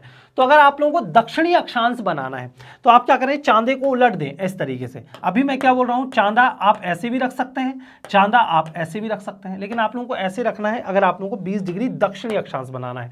तो आप लोगों ने क्या किया, ऐसे करके चांदा जो है वो रख दिया बहुत अच्छे से, बहुत अच्छी बात है। फिर आप क्या करेंगे, एक पॉइंट, एक बिंदु जो है आप लोग यहां पर लगाएंगे। तो ये आपने एक बिंदु यहां पर लगा दिया, ठीक है। एक बिंदु जो है आप लोगों को यहां पर लगाना है, एक बिंदु आप लोगों को यहां पर लगाना है। ये कोण कितना बनेगा, 20 डिग्री। फिर आपको क्या करना है, इस 20 को इस 20 से मिला देना है। तो देख लीजिए 20 डिग्री दक्षिणी अक्षांश रेखा की रचना हो गई। ऐसे ही आप कोई सा भी अक्षांश बना सकते हैं। तो अब 20 डिग्री दक्षिणी अक्षांश दर्शाने के लिए वृत्त के निचले आधे भाग में विषुवत वृत्त से 20 डिग्री का कोण बनाते हुए पूर्व एवं पश्चिम में 2 बिंदु लगाएं, जैसा कि चित्र में दिखाया गया है। तो उम्मीद करता हूं आप लोगों को ये बात बहुत अच्छे से क्लियर हो गई होगी। मजा आ रहा है ना वीडियो में। चलिए नेक्स्ट स्लाइड पर चलते हैं। कोण की दोनों भुजाएं वृत्त के 2 बिंदुओं को काटती हैं। विषुवत वृत्त के समानांतर रेखा खींचते हुए इन 2 बिंदुओं को मिला दें और यह कितना होगा, 20 डिग्री दक्षिणी होगा, दक्षिणी अक्षांश होगा।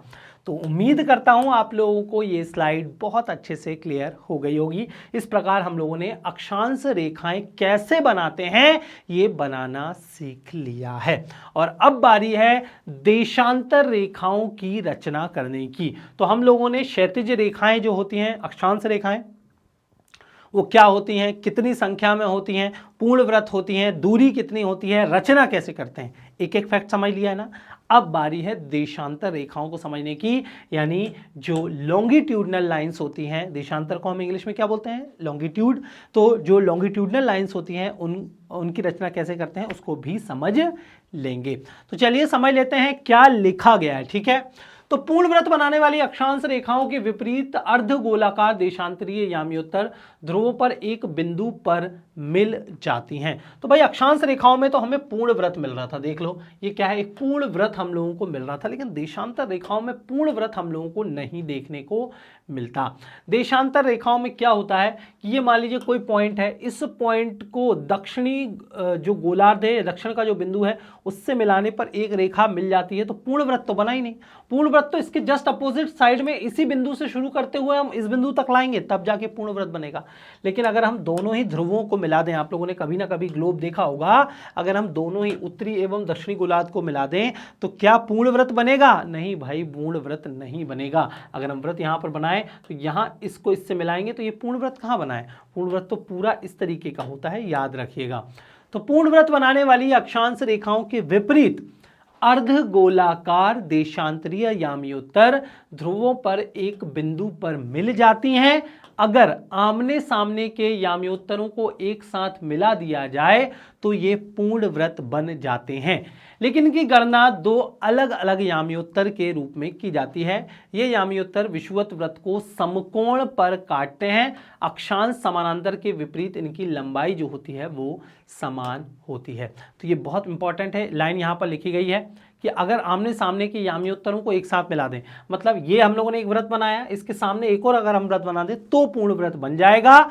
लेकिन इसकी गणना दो अलग अलग यामियोत्तर, हम देखेंगे कि कैसे ये पूर्ण वृत्त हम नहीं बनाते हैं, क्यों इनको हम पूर्ण वृत्त की रचना के रूप में काउंट क्यों नहीं करते हैं। ये यामियोत्तर विषुवत वृत्त के समकोण पर काटते हैं। भाई अगर हम इन दोनों ही रेखाओं को, अगर दोनों ही उत्तरी ध्रुव और दक्षिण ध्रुव को मिलाएंगे तो आप लोगों को पता चलेगा कि ये मान लीजिए अक्षांश रेखा है और देशांतर रेखा इस तरीके से जा रही है, तो 90 डिग्री का कोण जो है वो भूमध्य रेखा पर बनेगा। तो यहाँ पर अगर हम लोग अक्षांश रेखा बनाएंगे तो यहाँ के बीचों बीच कितने डिग्री का कोण बनेगा, 90 डिग्री का कोण बनेगा। तो यही तो लिखा गया है कि ये यामियोत्तर, मतलब किसकी बात हो रही है, देशांतर रेखाओं की बात हो रही है। ये यामियोत्तर विषुवत वृत्त को समकोण पर काटते हैं। अक्षांश समानांतर के विपरीत इनकी लंबाई समान होती है। तो उम्मीद करता हूं आप लोगों को ये बात बहुत अच्छे से क्लियर हो गई होगी। हम लोगों ने अक्षांश वृत्तों में देखा था कि जो सबसे बड़ा वृत्त था विषुवत वृत्त, इसके ऊपर जाते हैं तो वृत्तों की जो साइज है वो छोटा होता जाता है, लेकिन देशांतर रेखाओं में ये नहीं है। देशांतर रेखाओं में क्या है, साइज का वो चीज़ें नहीं है। इसमें जो है विषुवत वृत्त के समकोण पर काटते हैं और अक्षांश समानांतर के विपरीत इनकी जो लंबाई होती है, मतलब इस देशांतर रेखा की लंबाई समान होगी, इसकी लंबाई समान होगी, इसकी लंबाई समान होगी, सारे देशांतर रेखाओं की लंबाई समान होती है। सुविधाजनक गणना के लिए ग्रीनविच वेधशाला से गुजरने वाली देशांतरीय यामियोत्तर को अंतर्राष्ट्रीय समझौते के द्वारा प्रमुख यामियोत्तर मान लिया गया है तथा इससे 0 डिग्री का नाम जो है या मान जो है वो दिया गया है। तो भाई ग्रीनविच एक जगह है, लंदन के साउथ ईस्ट में पड़ती है ग्रीनविच एक जगह, यहाँ से 0 डिग्री अक्षांश रेखा जो है वो गुजरती है। ठीक है, ऐसे अगर हम पूरे वृत्त काउंट करेंगे, पूरे वृत्त जब हम बनाएंगे ना तो इनकी संख्या जो है हमें 360 जो है वो देखने को मिलेगी। ठीक है, टोटल कितनी देखने को मिलेगी, 360 वृत्त जो है हम लोग अगर हम एक एक देशांतर रेखा बनाएंगे 1-1 डिग्री के अंतराल पर, तो टोटल हमें 360 डिग्री जो है वो देशांतर रेखाएं देखने को मिलेंगी। अब मान लीजिए ये ग्लोब है, इस ग्लोब को मैं कैंची से काट देता हूं। ठीक है, इस ग्लोब को मैं कैंची से काट देता हूं तो जो हमारा मैप रहेगा वो इस तरीके से कुछ हम लोग खोल सकते हैं, फिर दीवार पर चिपकाने के लिए इस तरीके से हम खोल सकते हैं, और जो 0 डिग्री देशांतर रेखा मिलेगी, क्योंकि 0 डिग्री 1 डिग्री 2 डिग्री, जैसे हमने 0 डिग्री अक्षांश रेखा देखी थी, वैसे 0 डिग्री जो देशांतर रेखा होगी वो लंदन का एक शहर है ग्रीनविच, वहां पर रॉयल ऑब्जर्वेटरी है, वहां से 0 डिग्री रेखा जो है वो गुजर रही है, और इस रेखा को हम लोग प्रधान मध्याह्न रेखा बोलते हैं। इस रेखा को हम लोग प्रधान मध्याह्न रेखा बोलते हैं, और इस रेखा के संदर्भ में ही समय की गणना जो है वो होती है। याद रखिएगा, मैं अभी बताऊंगा आप लोगों को कि समय की गणना हम किस प्रकार करते हैं। तो इसी रेखा की मदद से समय की गणना जो है वो होती है। इस 0 डिग्री अक्षांश रेखा के 180 रेखाएं क्या हैं, इस साइड हैं, और 180 रेखाएं जो हैं वो इस साइड है, मतलब टोटल संख्या कितनी हो गई, 360 हो गई। मतलब 0 डिग्री के 180 लाइन, 180 जो देशांतर रेखा होगी वो कहीं यहाँ पर पड़ेगी, कुछ यहाँ पर पड़ेगी, या उसको हम लोग मैप को दोनों जोड़ दें तो कुछ यहाँ पर भी हम लोगों को दिखाई पड़ेगी। इसको हम लोग बोलते हैं अंतर्राष्ट्रीय तिथि रेखा। इसको हम क्या बोलते हैं, अंतर्राष्ट्रीय तिथि रेखा, और इसको बोलते हैं समय रेखा। इससे समय की गणना करते हैं, इससे तिथि की गणना मतलब डेट की गणना करते हैं। आप सभी को पता है कि 0 डिग्री अक्षांश रेखा की अगर मैं दाईं साइड देखूं तो जो दिशा होती है वो कौन सी दिशा होगी, याद रखिएगा, ईस्ट, यानी कि पूर्व दिशा। इस 0 डिग्री अक्षांश रेखा के अगर मैं दाहिनी साइड जाऊं तो इसे हम पूर्व दिशा बोलते हैं, ईस्ट डायरेक्शन बोलते हैं, और इस 0 डिग्री के अगर मैं बाएं दिशा में जाऊं तो इसे हम लोग पश्चिम दिशा या फिर वेस्ट डायरेक्शन कहते हैं। तो ये वेस्ट डायरेक्शन है, ये ईस्ट डायरेक्शन है, याद रखिएगा। और हमारी पृथ्वी कैसे घूमती है, वेस्ट टू ईस्ट जो है वो घूमती है, वेस्ट टू ईस्ट हमारी पृथ्वी, यानी पश्चिम से पूर्व हमारी पृथ्वी घूमती है। तो उम्मीद करता हूं आप लोगों को ये लाइन बहुत अच्छे से क्लियर हो गई होगी जो मैंने अभी समझाया है। पहले हम लोग यहाँ पर देख लेते हैं कि क्या बातें लिखी गई हैं। तो उम्मीद करता हूं आप लोगों को वीडियो समझ में आ रही होगी। तो समझ लेते हैं क्या बात यहाँ पर लिखी गई है। तो पूर्ण वृत्त बनाने वाली अक्षांश रेखाओं के विपरीत अर्धगोलाकार देशांतरीय याम्योत्तर ध्रुवों पर एक बिंदु पर मिल जाती हैं। ठीक है, तो ये क्या होती हैं? ध्रुवों पर मिल जाती हैं। अगर आमने सामने के याम्योत्तरों को एक साथ मिला दिया जाए तो हमें पूर्ण वृत्त प्राप्त हो जाता है, लेकिन इनकी गणना दो अलग अलग याम्योत्तर के रूप में होती है। मतलब हम इनको एक ही व्रत काउंट नहीं करते। अगर हम सामने वाला व्रत भी बोल दें, ये जो व्रत है इसको अगर हम पूरा पूर्ण व्रत बोल दें तो ऐसा नहीं है कि ये एक ही रेखा होगी, दो अलग अलग रेखाएं होती हैं। ये याम्योत्तर विषुवत व्रत को समकोण पर काटते हैं और अक्षांश समानांतर के विपरीत इनकी लंबाई जो होती है वो समान होती है।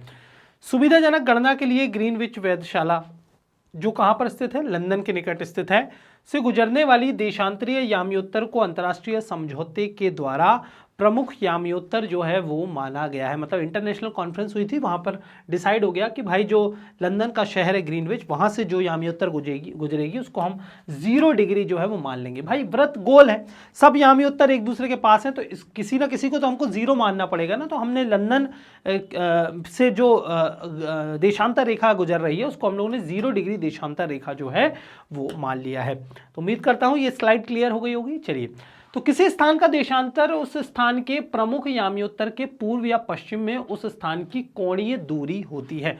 कोणीय दूरी अक्षांश रेखा भी थी, कोणीय दूरी देशांतर रेखा भी है। तो अगर इस वृत्त को अगर मैं कैंची से काट दूं, इस वृत्त को मैं कैंची से काट दूं, तो ये जो 0 डिग्री देशांतर रेखा है, जैसा कि मैंने बताया, ये डायरेक्शन कौन सी होगी? पूर्व, और ये डायरेक्शन क्या होगी? पश्चिम। ठीक है, तो ये जो हम लोग बोल रहे हैं पूर्व पश्चिम दूरी, और ये जो देशांतर रेखाएं हम बना रहे हैं, ये अल्टीमेटली कोणीय दूरी है। कौन सी दूरी है? कोणीय दूरी है। और इनको भी हम कैसे बनाते हैं? जैसे हम लोगों ने अक्षांश रेखाएं बनाई थी, इनको भी बनाना हम लोग सीखेंगे। इसे डिग्री में भी मापा जाता है। देशांतरों का मान प्रमुख याम्योत्तर से पूर्व एवं पश्चिम में 0 से 180 तक होता है। मतलब ये 0 डिग्री देशांतर रेखा, में बार बार जो है मेरे मुंह से अक्षांश रेखा निकल रहा है, लेकिन ये अगर हम लोग वृत्त देख लें और ये 0 डिग्री देशांतर रेखा देख लें,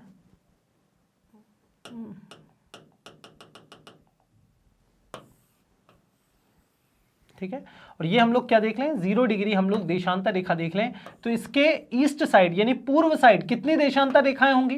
पूर्व साइड 180 देशांतर रेखाएं होंगी, और जो पश्चिम साइड है इधर भी टोटल 180 देशांतर रेखाएं होंगी। वैसे टेक्निकली अगर हम देखें तो 179 होंगी इस साइड, क्योंकि वो 180 रेखा वाली 180 जो देशांतर रेखा है वो तो एक ही होगी ना, इसलिए बोलने के लिए बोल देते हैं हम लोग कि भाई 180 इधर 180 इधर, जबकि वो एक ही रेखा है 180, यहाँ पर 179 तक होगी और 0 वाली 1, तो मतलब इसको हम गणना कैसे करेंगे? 180 प्लस 179 प्लस 1, तो टोटल कितनी हो जाएगी? 360। ऐसे वैसे कुछ लोग कुछ बुक में 180 और 180 360 लिखा होता है, वो टेक्निकली रॉन्ग है, तो मैंने आप लोगों को बता दिया।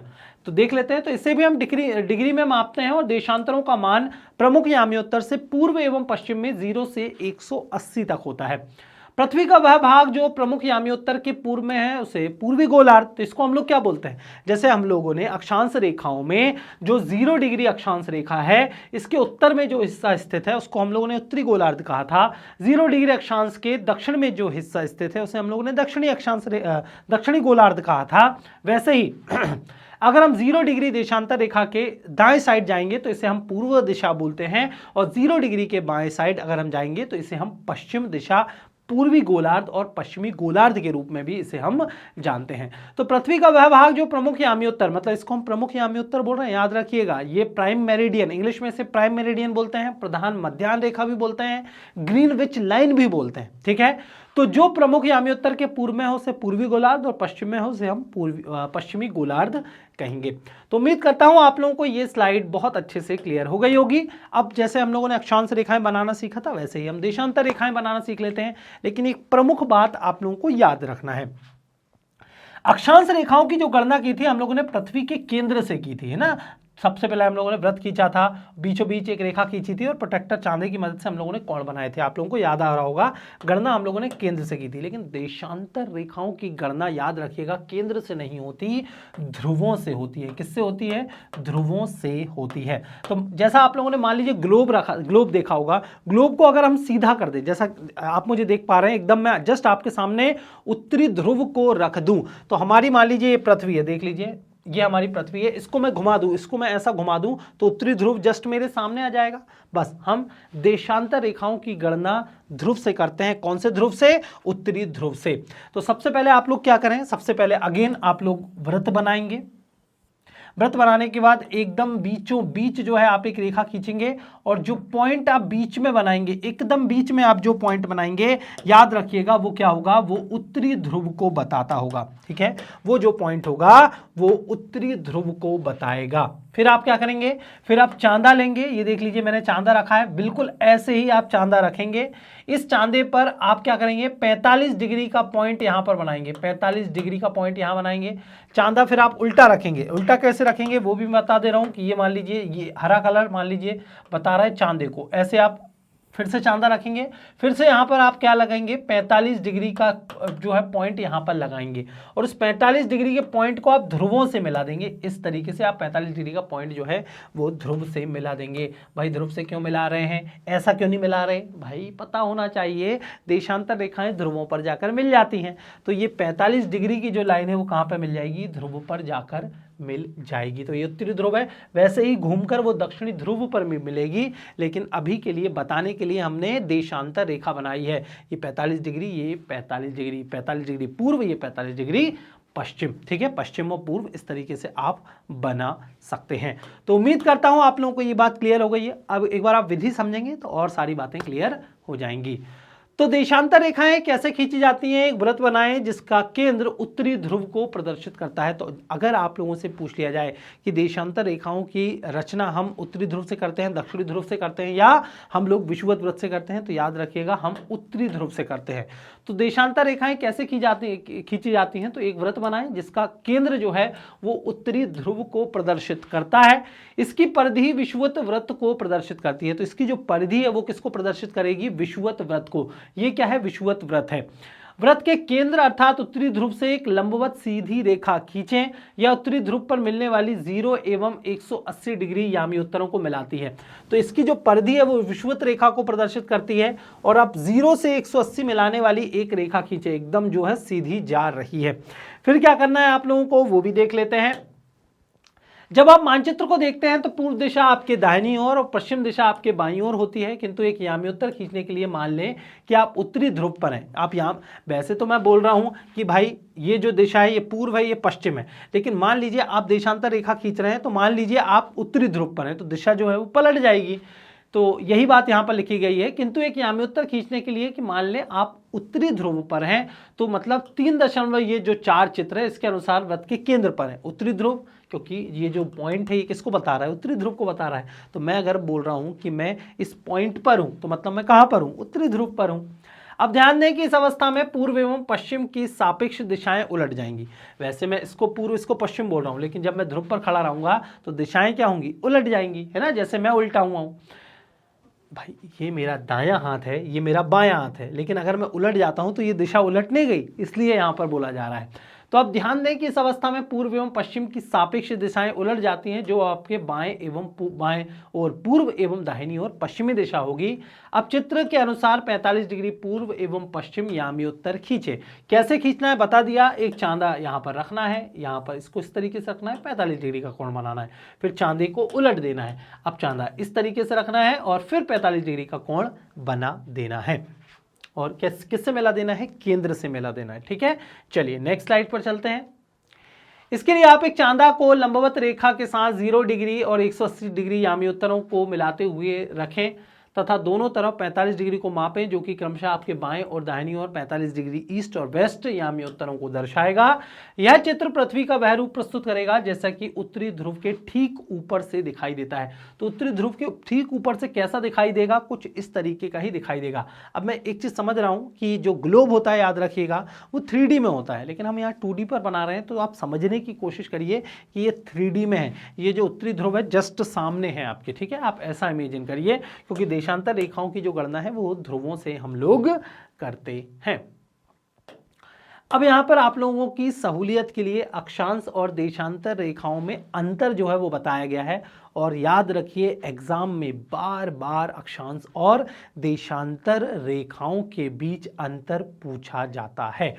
तो उम्मीद करता हूं आप लोगों को वीडियो पसंद आ रही होगी, मजा आ रहा है ना वीडियो में, देशांतर रेखाएं समझ में आ गई हैं। अगर वीडियो अच्छी लग रही है तो चलिए फटाफट वीडियो को लाइक कर दीजिए, अपने दोस्तों के साथ वीडियो को शेयर करना है, और कोई डाउट होता है तो बिना हिचके कमेंट बॉक्स में कमेंट कर देना है। चलिए अक्षांश और देशांतर रेखाओं में क्या अंतर होता है समझ लेते हैं। तो अक्षांश विषुवत वृत्त के उत्तर या दक्षिण में स्थित किसी बिंदु की कोणीय दूरी है जिसे हम डिग्री में मापते हैं। तो अक्षांश रेखाएं क्या होती हैं, एक तरीके की कोणीय दूरी। तो अक्षांश विषुवत वृत्त के उत्तर या दक्षिण में स्थित किसी बिंदु की कोणीय दूरी होती है जिसे हम डिग्री में मापते हैं। देशांतर क्या होती है, विषुवत वृत्त के साथ बनी वह कोणीय दूरी है जिसे डिग्री में मापा जाता है, और इसे ग्रीनविच के पूर्व एवं पश्चिम तक मापा जाता है। ग्रीनविच मतलब 0 डिग्री, और इसके पूर्व एवं पश्चिम में हम इसे नापते हैं। सभी अक्षांश विषुवत वृत्त के समानांतर होते हैं। मैंने बताया अक्षांश रेखाएं एक दूसरे को कट नहीं करती, सभी विषुवत रेखा के समानांतर होती हैं। देशांतर के सभी याम्योत्तर ध्रुवों पर मिलते हैं, लेकिन देशांतर के सभी याम्योत्तर कहां पर मिलते हैं, ध्रुवों पर। ग्लोब पर अक्षांश समानांतर वृत्त के समान प्रतीत होते हैं। तो भाई अक्षांश रेखाओं को हम लोगों ने देखा था, ये क्या है, वृत्त के समान प्रतीत होते हैं। देख लीजिए ये क्या लग रहे हैं, ये आप लोगों को वृत्त समझ में आ ही रहे हैं, अक्षांश रेखाएं। लेकिन क्या देशांतर रेखाएं वृत्त होती हैं, नहीं, वो तो अर्धवृत्त होती है ना। तो देशांतर रेखाएं वृत्त नहीं होती। सभी याम्योत्तर वृत्त के समान प्रतीत होते हैं जो ध्रुवों से गुजरते हैं, ध्रुवों से गुजरते हैं, लेकिन वो वृत्त के समान प्रतीत होते हैं, वृत्त नहीं होते। लगते वृत्त के समान है, लेकिन यहां पर तो वृत्त होते ही हैं, और यहां पर वृत्त के समान लग रहे हैं, लेकिन वो अर्धवृत्त होते हैं कायदे से। दो अक्षांशों के बीच की जो दूरी है लगभग 111 किलोमीटर होती है, याद रखिएगा। याम्योत्तरों के बीच की दूरी विषुवत वृत्त पर अधिकतम होती है, कितनी, 111.3। तो देशांतर रेखाएं चूंकि ध्रुवों पर मिल जाती हैं, इसलिए इनके बीच की जो दूरी सबसे ज्यादा कहां पर रहेगी, सबसे ज्यादा रहेगी विषुवत रेखा पर या विषुवत वृत्त पर, सबसे ज्यादा कितनी, 110.3, और ध्रुवों पर तो एकदम मिल जाएगी, इसलिए दूरी कितनी हो जाएगी, 0 किलोमीटर, याद रखिएगा। तो याम्योत्तरों के बीच की दूरी विषुवत वृत्त पर अधिकतम मतलब 111.3 किलोमीटर तथा ध्रुवों पर न्यूनतम 0 किलोमीटर होती है। मध्य में अर्थात 45 डिग्री अक्षांश पर यह 79 किलोमीटर होती है। बीच में दूरी कितनी होती है, 79 किलोमीटर। ये वैसे ही बता दिया गया है। वैसे आप तो मुख्य रूप से याद रखिएगा कि पूछ लिया जाए कि देशांतर रेखाओं के बीच की दूरी सबसे ज्यादा कहां पर होती है, तो ऑब्वियसली देखने पर ही समझ में आता है कि विषुवत वृत्त पर होती है। कितनी होती है, तो 111.3, और वहां पर एवरेज 111, याद रखिएगा। पूछा जाएगा तो फिर ये पॉइंट भी बहुत इंपॉर्टेंट रोल प्ले करेगा। और देख लेते हैं क्या लिखा गया है। 0 डिग्री अक्षांश को विषुवत वृत्त एवं 90 डिग्री को ध्रुव कहा जाता है। तो जो 0 डिग्री अक्षांश है उसको विषुवत वृत्त भी बोलते हैं, उसको भूमध्य रेखा भी बोलते हैं, उसको हम लोग क्या बोलते हैं, और हम लोग विषुवत वृत्त, भूमध्य रेखा और विषुवत रेखा, 0 डिग्री क्षैतिज रेखा, कुछ भी बोल सकते हैं। लेकिन जो देशांतर रेखा की अगर हम लोग बात करते हैं तो देशांतर 360 डिग्री के होते हैं, जो प्रमुख याम्योत्तर के पूर्व एवं पश्चिम दोनों साइड अगर हम लोग देखें तो 180 में बटे होते हैं। जैसे ये 0 डिग्री देशांतर है तो 180 डिग्री पूर्व, 180 डिग्री पश्चिम, इस तरीके से देशांतर रेखाएं बटी होती हैं। विषुवत वृत्त से ध्रुव की ओर अक्षांशों का उपयोग ताप मंडलों के निर्धारण में होता है। जैसे 0 से 23.5 डिग्री उत्तर या दक्षिण उष्ण कटिबंध होते हैं, हमें पता है 23.5 से 66.5 शीतोष्ण कटिबंध और बाद में शीत कटिबंध। अरे बचपन में पढ़ा हुआ है भाई, 6-7 क्लास में ही पढ़ा है हम लोगों ने कि 0 डिग्री अक्षांश रेखा है, ये 23.5 डिग्री उत्तरी है और 23.5 डिग्री दक्षिणी है। इन दोनों के बीच का जो कटिबंध होता है उसको हम क्या बोलते हैं, उसको हम उष्ण कटिबंध बोलते हैं। तो देख लीजिए मैंने लाल कलर से बना दिया है उष्ण कटिबंध, ठीक है। ये 23.5 है, याद रखिएगा, ये 23.5 डिग्री है, ये भी 23.5 डिग्री है, ये नॉर्थ है और ये साउथ है। इसी तरीके से जब हम 66.5 डिग्री उत्तरी गोलार्ध की बात करते हैं, 66.5 डिग्री दक्षिणी गोलार्ध की बात करते हैं, तो ये है 66.5 डिग्री, ये है 66.5 डिग्री। इसको बोला जाता है शीतोष्ण कटिबंध। ठीक है, इसको मैं इस तरीके से बना दे रहा हूं। ये कौन सा कटिबंध है? शीतोष्ण, शीतोष्ण। और इसके ऊपर जो कटिबंध बचा 66.5 से 90 डिग्री, इसको हम लोग बोलते हैं शीत कटिबंध। ठीक है, इसको व्हाइट कलर से बना देता हूं। तो ये कौन सा कटिबंध है? शीत कटिबंध। ये क्या है? शीत कटिबंध। शीत और उष्ण, शीत और उष्ण के बीच का ये कटिबंध होता है, इसलिए इसे शीतोष्ण बोलते हैं। याद रखिएगा, ये कौन सा है? शीतोष्ण। क्योंकि ये शीत और उष्ण के बीच का है, इसलिए इसका नाम शीतोष्ण है। बस यही बात यहाँ पर लिखी गई है। अक्षांश रेखाएं खासकर आप याद रखिएगा, 23.5 से 66.5 जो डिग्री होगा वो शीतोष्ण, 23.5 से 66.5 जो होगा वो शीतोष्ण होगा। ठीक है, उम्मीद करता हूं आप लोगों को ये बात क्लियर हो गई होगी। चलिए, यहाँ पर क्या लिखा गया है?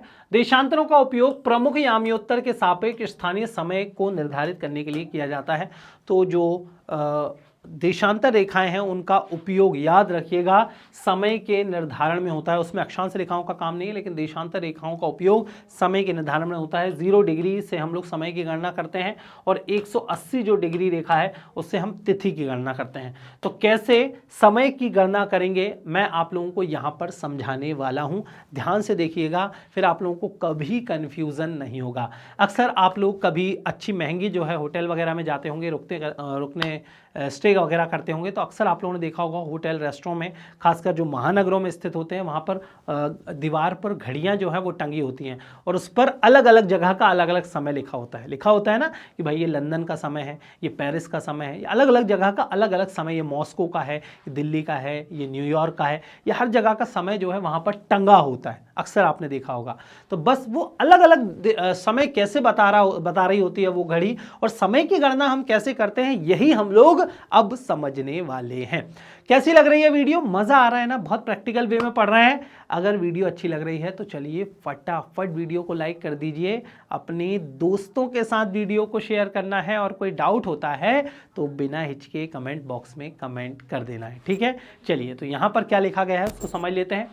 पृथ्वी अपनी धुरी पर पश्चिम से पूर्व की ओर घूमती है, यही कारण है कि पूर्व में सूर्योदय एवं पश्चिम में सूर्यास्त होता है। भाई, हमारी पृथ्वी, बहुत बार पढ़ चुके हैं अब हम कि हमारी पृथ्वी जो है वो पश्चिम से पूर्व घूमती है। ये पश्चिम है मान लीजिए, ये पूर्व है। हमारी पृथ्वी की जो दिशा है कुछ इस तरीके से, ये विषुवत रेखा मान लीजिए मैं बना दे रहा हूँ। पश्चिम से पूर्व जो है हमारी पृथ्वी घूम रही है, वेस्ट, ये ईस्ट। अब आप मुझे बताइए, अगर पश्चिम से पूर्व हमारी पृथ्वी घूमेगी, ऐसी घूमेगी, तो सबसे पहले सूर्य के सामने कौन सा हिस्सा पड़ेगा?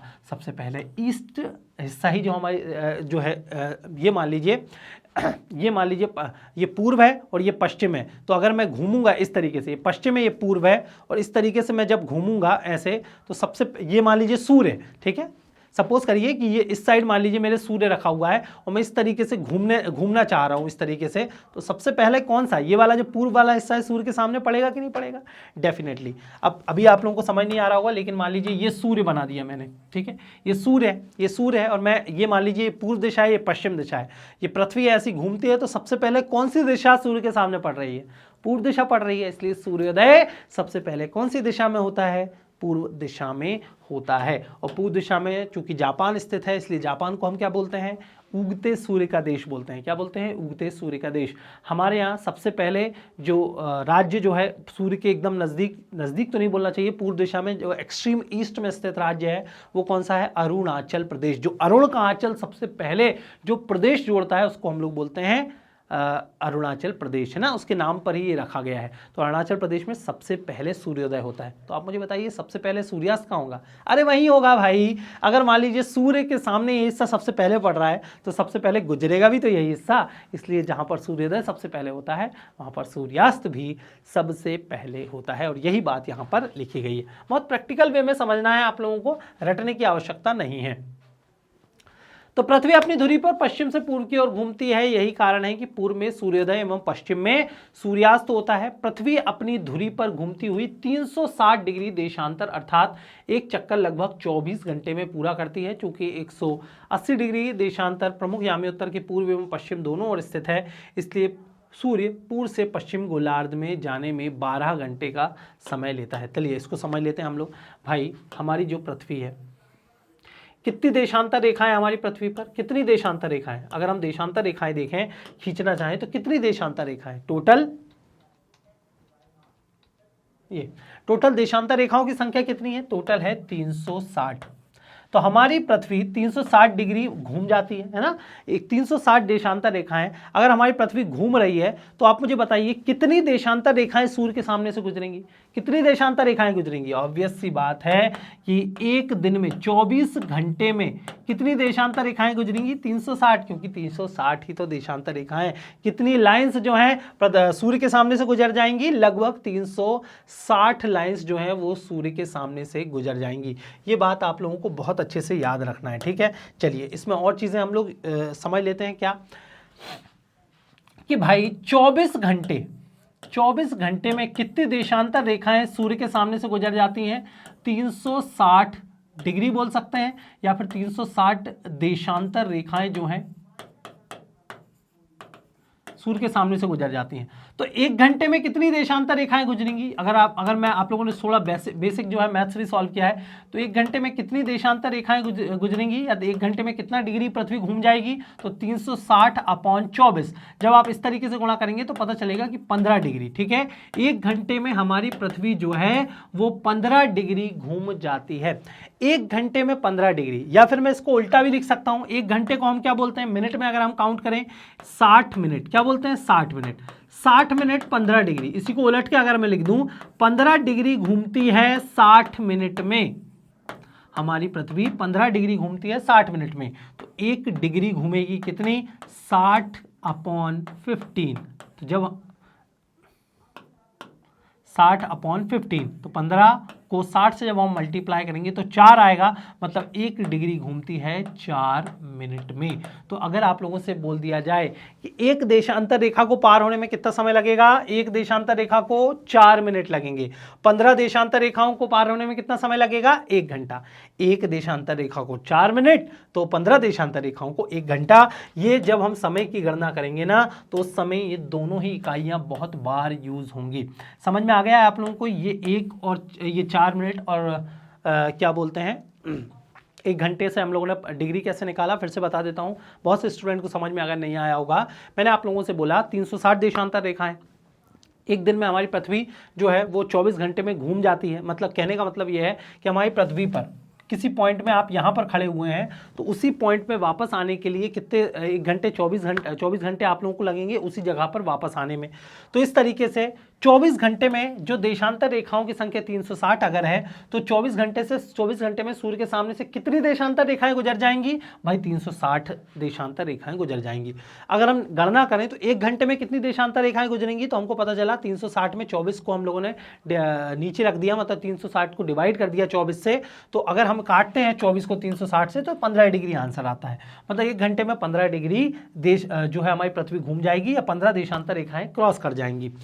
1 घंटे में 60 मिनट होते हैं, तो मतलब 60 मिनट में 15 डिग्री जो है देशांतर रेखाएं, या 15 देशांतर रेखाएं क्रॉस कर जाएंगी। या 15 डिग्री 60 मिनट में, तो 1 डिग्री हम लोग निकालेंगे तो 4 मिनट में, 1 डिग्री 4 मिनट में घूम जाती है हमारी पृथ्वी। इस तरीके से आप लोगों को हल करते हैं, एकदम स्टेप बाय स्टेप करेंगे तो आप लोगों को सारी बातें बहुत अच्छे से क्लियर हो जाएंगी।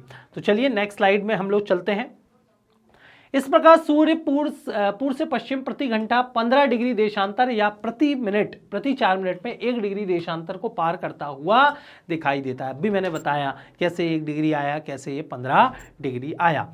जब हम पश्चिम से पूर्व की ओर बढ़ते हैं तब समय बढ़ता है, याद रखिएगा, ये बहुत ही ज़्यादा इंपॉर्टेंट, इसको super IMP double star mark कर लीजिए। बहुत ही इंपॉर्टेंट फैक्ट है कि जब हम पश्चिम से पूर्व की ओर बढ़ते हैं, पश्चिम से पूर्व की ओर बढ़ते हैं तब समय बढ़ता है। इसको आप ऐसे समझिए, अगर मैं पूरी ग्लोब को कैंची से काट दूं, है ना, ये जो ग्लोब है मान लीजिए, इसको मैं कैंची से काट दूं और इस तरीके से फैला दूं मैप के रूप में, तो मैंने आपको बताया जो 0 डिग्री अक्षांश रेखा है, 0 डिग्री सॉरी देशांतर रेखा है, 0 डिग्री देशांतर रेखा, इसको ग्रीनविच रेखा बोलते हैं। क्यों? क्योंकि लंदन का जो शहर है ग्रीनविच, वहां से गुजर रही है।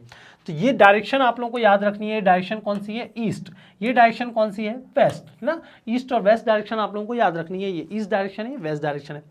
अब अगर पृथ्वी हमारी पश्चिम से पूर्व घूम रही है, ठीक है, ये हमारी वेस्ट है, ये ईस्ट है, मतलब पश्चिम से पूर्व अगर हमारी पृथ्वी घूम रही है, तो अगर मान लीजिए यहां पर समय हो रहा है दोपहर के 2 बजे,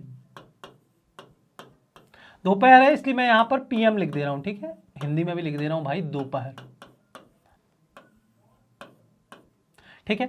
अगर 0 डिग्री अक्षांश रेखा पर दोपहर के 2 जो है मान लीजिए बज रहे हैं, तो ये वाला हिस्सा तो 2 को, चूंकि हमारी पृथ्वी घूम रही है, लेकिन ये वाला हिस्सा तो पहले ही पार कर गया है ना, ये 2 बजे वाला समय पहले ही पार कर गया है। मतलब ये वाला जो हिस्सा है, ये वाला हिस्सा मान लीजिए यहां पर सूर्य कहीं पर रखा हुआ है मतलब टंगा हुआ है अंतरिक्ष में, तो ये सूर्य मान लीजिए ये है, और यहां पर 2 बज रहे हैं, लेकिन ये वाला हिस्सा तो हमारा चूंकि घूम रहा है, इसलिए ये वाला हिस्सा तो सूर्य को पार कर गया है, मतलब यहां पर तो 2 बज चुके होंगे, बहुत पहले ही यहां पर 2 बज चुके होंगे, मतलब यहां पर समय जो होगा वो क्या होगा, आगे होगा। लेकिन चूंकि ये पश्चिम वाला हिस्सा तो अब आ रहा है यहां पर, तो यहां पर तो अब जाकर 2 बजेंगे, मतलब जो पूर्व वाली दिशा होती है वो क्या होती है, आगे, पूर्व डायरेक्शन में समय क्या होता है, आगे। ये आप लोग बहुत अच्छे से याद रखिएगा, मतलब ये वाला आगे होता है तो ये वाला क्या होगा, पश्चिम, ये वाला क्या होगा, पश्चिम वाली जो दिशा होगी वो, उसमें समय जो होगा वो पीछे होगा। पूर्व वाला आगे क्यों है, तो मैंने बताया ये वाला हिस्सा यदि यहां पर 2 बज रहे हैं तो ये वाला हिस्सा सूर्य के सामने से पहले ही गुजर चुका है, 2 तो यहां पर पहले ही बज चुके हैं, ये हिस्सा अब घूमकर इस साइड आएगा, मतलब अब यहां पर 2 बजेंगे। तो पूर्वी दिशा जो होगी वहां पर समय आगे होगा, पश्चिमी दिशा में समय पीछे होगा, यही बात यहां पर लिखी गई है। जब हम पश्चिम से पूर्व की ओर बढ़ते हैं, जब हम पश्चिम से पूर्व की ओर बढ़ते हैं तब समय जो है, जब हम पश्चिम से पूर्व की ओर बढ़ते हैं तब समय बढ़ता है, तथा जब हम पश्चिम की ओर बढ़ते हैं, मतलब इस साइड बढ़ते हैं, तब समय जो है वो घटता है। ये बात आप लोगों को क्लियर हुई कि नहीं? अगर क्लियर नहीं हुई है तो कमेंट कर देना है। तो ये वाला हिस्सा आगे है, ये वाला हिस्सा पीछे है। किसी क्षेत्र के स्थानीय समय का निर्धारण प्रमुख याम्योत्तर पर होने वाले समय के सापेक्ष किया जाता है। तो किसी जगह पर समय कितना होगा वो इस बात से निश्चित होता है कि यहाँ पर समय कितना होगा। इसके संदर्भ में ही हम लोग समय की गणना करते हैं, इसके संदर्भ में ही हम समय की गणना करते हैं। तो जब भी हम समय गिनते हैं ना, हमारे देश का या किसी अन्य देश का, हम इससे ही कैलकुलेट करते हैं। इससे समय कैलकुलेट करने पर यूनिफॉर्मिटी आ जाती है पूरी दुनिया में, ठीक है। तो उम्मीद करता हूं आप लोगों को ये स्लाइड बहुत अच्छे से क्लियर हो गई होगी।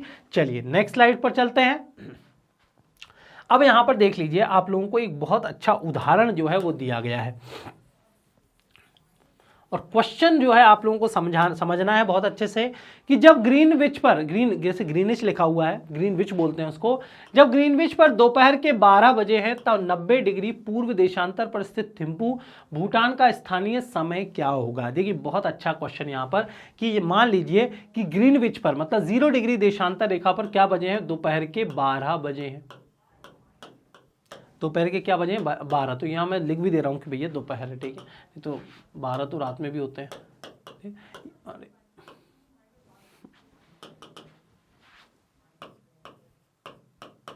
ठीक है। तो मान लीजिए 0 डिग्री यानी ग्रीनविच पर दोपहर के 12 बजे हैं, तब 90 डिग्री पूर्व इस दिशा में है। तो आप लोगों से बोला जा रहा है कि 90 डिग्री मान लीजिए पूर्व है, तो यहां पर समय जो है वो क्या होगा।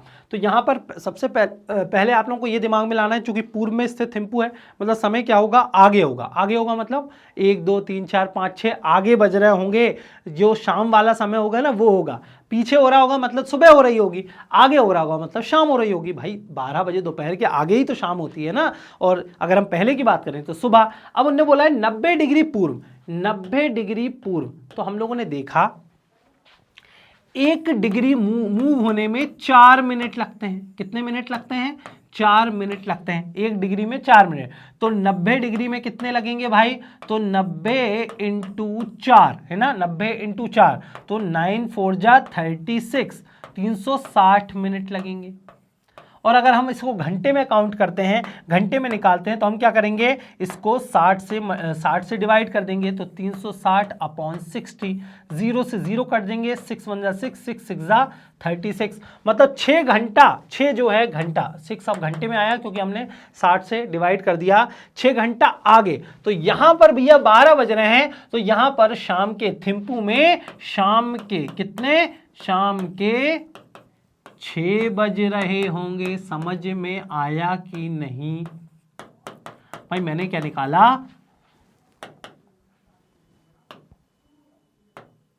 ठीक है। ठीक है, मैंने क्या निकाला कि भाई 90 डिग्री पूर्वी देशांतर में समय क्या रहा होगा ये पूछा, तो 90 डिग्री तो 1 डिग्री मूव करता है 4 मिनट में। पूरी कैलकुलेशन समझ में आ गई थी ना, 15 डिग्री 1 घंटे में और 1 डिग्री 4 मिनट में। 1 डिग्री मूव करता है 4 मिनट में, तो 90 डिग्री कितने में मूव करेगा, 90 × 4 मतलब टोटल 360 मिनट में। 360 को 60 से डिवाइड कर देंगे तो कितना जो है 6 घंटे आंसर आ जाएगा। क्यों 60 से डिवाइड करा, क्योंकि घंटे में बताना था और इस हिसाब से वहां पर कितने बज रहे होंगे, शाम के 6 बज रहे होंगे। तो देख लीजिए 90 डिग्री देशांतर था अंतर। अगर हम ग्रीनविच से थिम्पू के बीच का देखें तो 1 डिग्री मूव करता है 4 मिनट में, तो 90 को 4 से डिवाइड कर देंगे 360 मिनट आ जाएगा। 360 को 60 से डिवाइड कर देंगे तो क्या आ जाएगा घंटा, 6 घंटा। इसलिए थिम्पू का स्थानीय समय ग्रीनविच से 6 घंटा आगे, यानी अपराह्न मतलब शाम के 6 बजे होंगे। कहां पर, थिम्पू पे। तो उम्मीद करता हूं आप लोगों को ये मैथ्स जो है बहुत अच्छे से समझ में आ गया होगा। बहुत ही आसान कैलकुलेशन थी, ठीक है। चलिए नेक्स्ट स्लाइड पर चलते हैं। तो चलिए इस उदाहरण को भी समझ लेते हैं कि जब ग्रीनविच पर दोपहर के 12 बजे हैं तो 90 डिग्री अब पूछा जा रहा है पश्चिमी जो देशांतर है उस पर स्थित जो जगह है जिसका नाम है न्यू ऑरलियंस, यहाँ का स्थानीय समय क्या होगा। तो भाई पूर्व में जा रहे थे तो समय आगे होगा, पश्चिम में जाएंगे तो समय क्या होगा, पीछे। गणना वही की वही रहेगी, बस यहाँ पर जो समय रहेगा वो सुबह के 6 रहेगा। कैसे, तो अगेन वही 90 डिग्री देशांतर चूंकि पश्चिमी स्थिति है इसलिए 90 हम लोग 1 मिनट में एक डिग्री मूव करता है कितना, 4 मिनट में, तो 90 डिग्री मूव करेगा 360 मिनट में। 60 को डिवाइड करेंगे जब हम घंटे के लिए निकालेंगे तो टोटल 6 घंटे आंसर आ जाएगा। तो सबसे पहले आप लोगों को याद रखना है कि पश्चिमी देशांतर की बात हो रही है कि पश्चिम में जगह है इसलिए समय पीछे रहेगा। पीछे मतलब दोपहर के 12, अगर हम लोग देखें तो पीछे समय क्या कहलाएगा, सुबह, मतलब सुबह के 6 बज रहे होंगे, पूर्वाह्न के 6 बज रहे होंगे।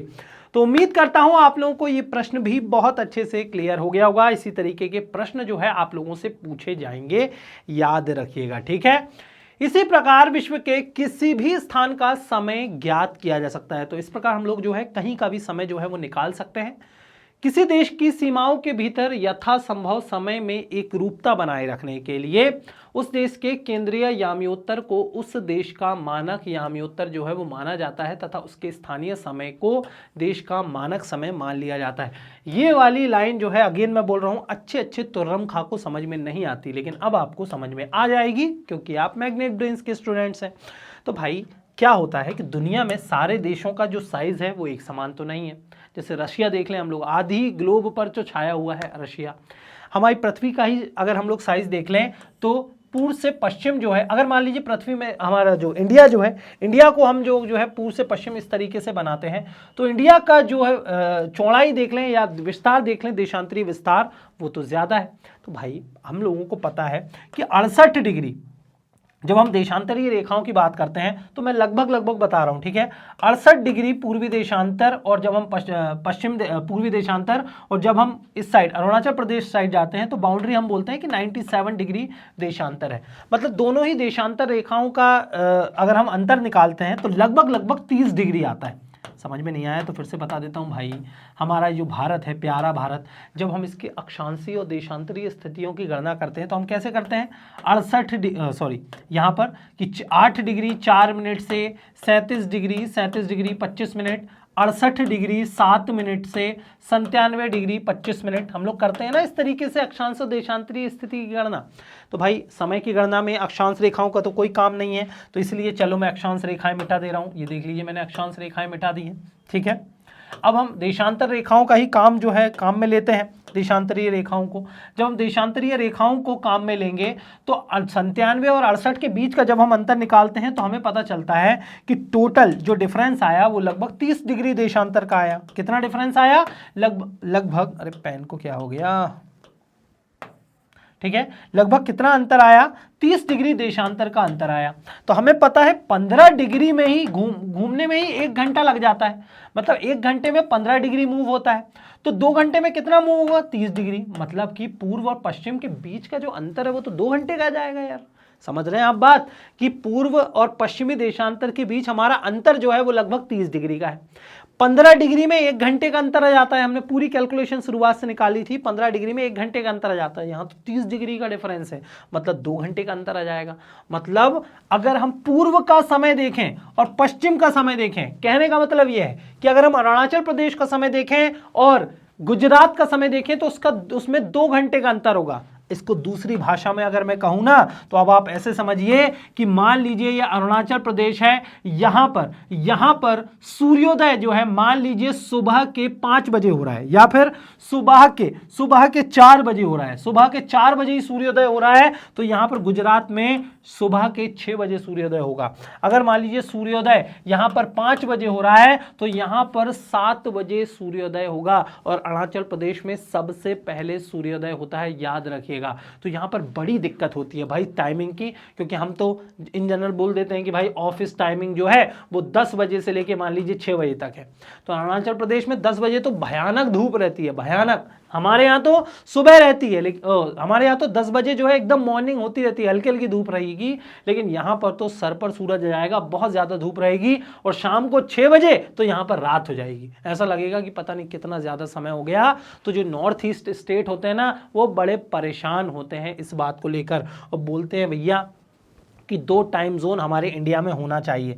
तो ये सब समस्या जिनका देशांतरीय विस्तार ज़्यादा है ना, इसलिए भारत जैसे जो देश हैं जिनका देशांतरीय विस्तार अधिक है, वो क्या करते हैं इन स्टैंडर्ड लाइन जो है वो सेट कर लेते हैं कि भैया ना ईस्ट की ना वेस्ट की, हम तो एक लाइन ड्रॉ कर लेते हैं, यहाँ से एक देशांतरीय रेखा जो है हम ड्रॉ कर लेते हैं, कहाँ से, बीचों बीच से, और उस देशांतरीय रेखा के मदद से हम समय की गणना करेंगे। फिर तुम भी मानो और तुम भी मानो, कोई दिक्कत नहीं होनी चाहिए, और ये स्टैंडर्ड लाइन होगी, ठीक है। और इस स्टैंडर्ड लाइन को हम 82.5 डिग्री स्टैंडर्ड लाइन बोलते हैं। कैसे, अब पूरी बात क्या लिखी गई है उसको समझ लेते हैं। इस प्रकार विश्व के किसी भी स्थान का समय ज्ञात किया जा सकता है। अभी हम लोगों ने समझ लिया। किसी देश की सीमाओं के भीतर यथासंभव समय में एक रूपता बनाए रखने के लिए उस देश के केंद्रीय यामी उत्तर, तो ये मैंने बताया ना कि ये जो लाइन है इस दिशा से हम लोग जो है समय की गणना करेंगे। हर देश अपने यहाँ की एक लाइन डिसाइड कर लेता है और वहां से समय की गणना करता है। तो समय में एक रूपता बनाए रखने के लिए कि अरुणाचल प्रदेश में भी 8 बजे, गुजरात में भी 8 बजे, हम लोगों ने एक केंद्रीय यामियोत्तर जो है वो सेट कर लिया है। इसको हम मानक यामियोत्तर कहते हैं तथा उसके स्थानीय समय को देश का मानक समय माना जाता है। मतलब यहाँ पर जो समय होगा ना, उसी समय को हम लोग जो है हर जगह जो है अप्लाई करेंगे। और ये उत्तर प्रदेश का जो मिर्ज़ापुर जगह है, मिर्ज़ापुर वेब सीरीज़ भी आप लोगों ने देखी होगी, उत्तर प्रदेश के मिर्ज़ापुर ज़िले से ये वाली जो लाइन है वो पास होती है। मानक यामियोत्तर का चुनाव इस तरीके से किया जाता है कि ये 150 डिग्री या 60 डिग्री 30 मिनट द्वारा विभाजित हो, ताकि मानक समय में ग्रीनविच माध्य समय के बीच के अंतर को 1 या आधे घंटे के गुणक के रूप में बताया जाए। मतलब इस तरीके से ऐसा ना हो कि ग्रीनविच से उनने बोला 33 मिनट आगे है, 37 मिनट आगे, पूर्ण गुणज के रूप में होना चाहिए कि 1 घंटा आगे है, आधा घंटे आगे। इसमें क्या है, समय की गणना में आसानी हो जाती है, इसलिए हम लोगों ने ये वाली लाइन सेट करी है बस, ठीक है।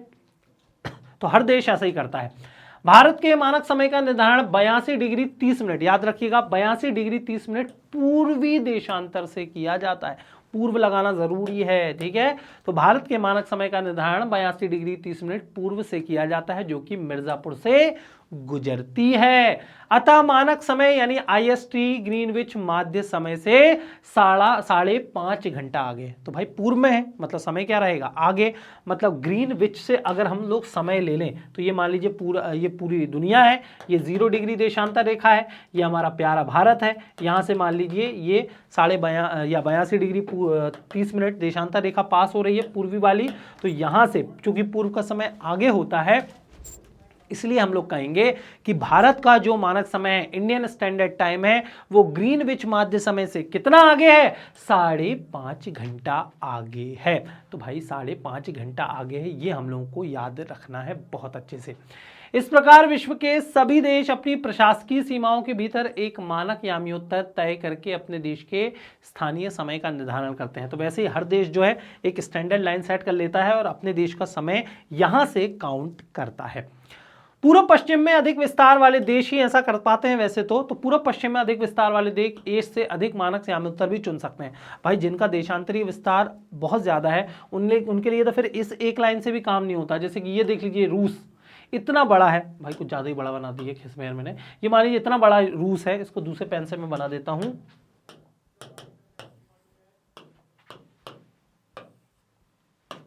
ये अब रूस का विस्तार देख लीजिए, इतना बड़ा है। तो यहां पर जो देशांतरी एक हम लाइन सेट ही नहीं कर सकते, इसलिए यहां पर 2-3 स्टैंडर्ड टाइम जो है, वैसे तो रूस में ज्यादा है, तो यहां पर ज्यादा जो है स्टैंडर्ड लाइन जो है वो बनानी पड़ती है।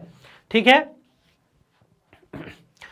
तो पूर्व पश्चिम से अधिक विस्तार वाले देश एक से अधिक मानक यामी उत्तर चुन सकते हैं, जैसे कि रूस हो गया, कनाडा हो गया, संयुक्त राज्य अमेरिका हो गया।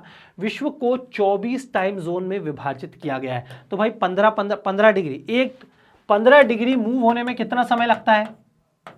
बहुत अच्छे से अब आप लोगों को पता चल गया है कि 15 डिग्री मूव होने में, 15 डिग्री मूव होने में जो समय लगता है वो 1 घंटा लगता है।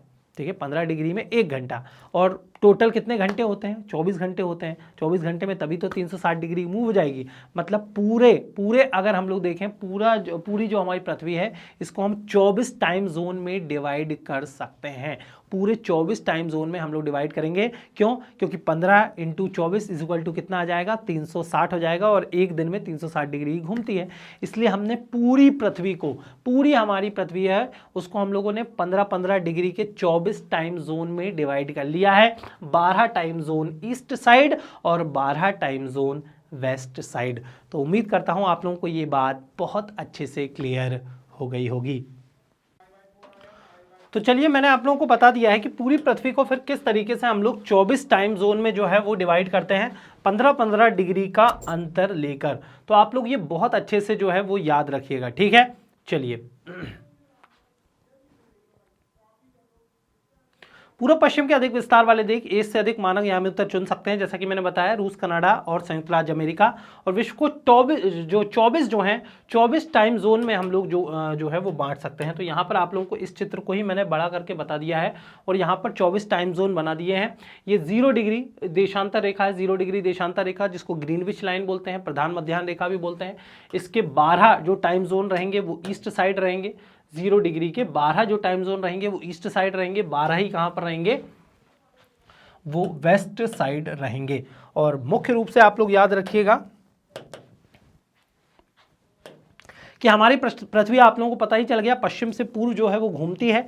ये जो 180 डिग्री देशांतर रेखा है, 180 डिग्री जो देशांतर रेखा है, इस 180 डिग्री देशांतर रेखा को देख लीजिए, आप लोग को यहां पर दिख रहा होगा। इसे हम अंतरराष्ट्रीय तिथि रेखा कहते हैं। क्या बोलते हैं? इंटरनेशनल डेट लाइन जो है हम लोग बोलते हैं। थोड़ा सा मैं इसको डार्क बना दे रहा हूं ताकि आप लोगों को क्लियर हो जाए। ठीक है, ये जो रेखा है इसको हम लोग अंतरराष्ट्रीय तिथि रेखा कहेंगे। बहुत अच्छे से आप लोग याद रखिएगा। अब आप बोलेंगे कि सर ये अंतरराष्ट्रीय जो तिथि रेखा है, ये जो है ये अंतरराष्ट्रीय तिथि रेखा है, आपने टेढ़ी क्यों बनाई है? ये टेढ़ी क्यों है? भाई आप सभी को पता है कि दुनिया में कुछ देश ऐसे हैं जो द्वीपीय राष्ट्र हैं। अब अंतर्राष्ट्रीय तिथि रेखा का मतलब क्या होता है? पहली बात तो आप ये समझ जाइए कि इस डेट लाइन को क्रॉस करते हुए दिन में परिवर्तन आ जाता है। जैसे अगर 12 तारीख है तो 13 तारीख आ जाएगी, या इस डेट को हम उल्टी डायरेक्शन में पार करेंगे तो 12 तारीख है तो 11 तारीख आ जाएगी। जैसे समय आगे और पीछे बढ़ता है वैसे ही दिन भी आगे पीछे बढ़ जाते हैं इस लाइन के हिसाब से। तो जैसा कि मैंने बताया, ये लाइन टेढ़ी इसीलिए बनाई है क्योंकि दुनिया में कुछ देश जो होते हैं वो बड़े हुए हैं, दुनिया में कुछ देश जो हैं वो बड़े हैं, कुछ द्वीपीय देश हैं। अगर हम इस लाइन को उस देश के बीचों बीच से गुजार दें, सपोज करिए ये कोई देश है, ठीक है, ये सपोज करिए ये मान लीजिए कोई देश है और इंटरनेशनल डेट लाइन इस तरीके से बीच से मान लीजिए गुजर जाए, तो एक ही देश में कहीं पर 10 तारीख होगी और कहीं पर 11 तारीख होगी। इसलिए हम लोगों ने क्या किया है कि सहूलियत के लिए हम लोगों ने इंटरनेशनल डेट लाइन को थोड़ा सा टेढ़ा कर दिया है। कैसे कि मान लीजिए ये कोई द्वीपीय राष्ट्र है और हम इंटरनेशनल डेट लाइन मान लीजिए गुजारना चाह रहे हैं, हम लोग क्या चाह रहे हैं, इंटरनेशनल डेट लाइन गुजारना चाह रहे हैं। तो हमने क्या किया है कि मान लीजिए यहाँ से गुजर रही थी वो, तो हमने क्या किया, एक ही स्थिति रहे, इसलिए हम लोगों ने यहाँ पर मोड़ दिया है ऐसे, ठीक है, ताकि पूरी जगह जो है एक ही डेट बनी रहे। तो जहाँ जहाँ पर मान लीजिए कोई देश है वहाँ पर इंटरनेशनल डेट लाइन को मोड़ दिया गया है। देख लीजिए यहाँ पर ये इंटरनेशनल डेट लाइन यहाँ पर मोड़ी हुई है ये, ठीक है, जहाँ जहाँ देश द्वीप पड़ेंगे वहाँ पर इस लाइन को हम लोगों ने मोड़ दिया है। तो ये बहुत इंपॉर्टेंट बात है, बहुत से स्टूडेंट्स को समझ में नहीं आती। इंटरनेशनल डेट लाइन पढ़ लेते हैं। जहां विश्व को 24 टाइम जोन में विभाजित किया गया है, वहीं एक स्थान तो ऐसा होगा जहां ग्रीनविच समय से पूरे दिन का अंतर होगा। भाई 5 घंटे बढ़ रहे हैं, 6 घंटे बढ़ रहे हैं, हम लोगों ने देखा अभी कि कैसे 6 घंटे आगे 6 घंटे पीछे, 12 घंटे आगे 12 घंटे पीछे, कहीं पर 24 घंटे आगे 24 घंटे पीछे भी तो होगा। 24 घंटे आगे मतलब दिन ही चेंज हो जाएगा फिर तो जहां विश्व को 24 टाइम जोन में विभाजित किया गया है, वहीं एक स्थान तो ऐसा होगा जहां ग्रीनविच समय से पूरे दिन का अंतर होगा, अर्थात ऐसा स्थान जहां से पृथ्वी पर सचमुच दिन जो है वो प्रारंभ होता है।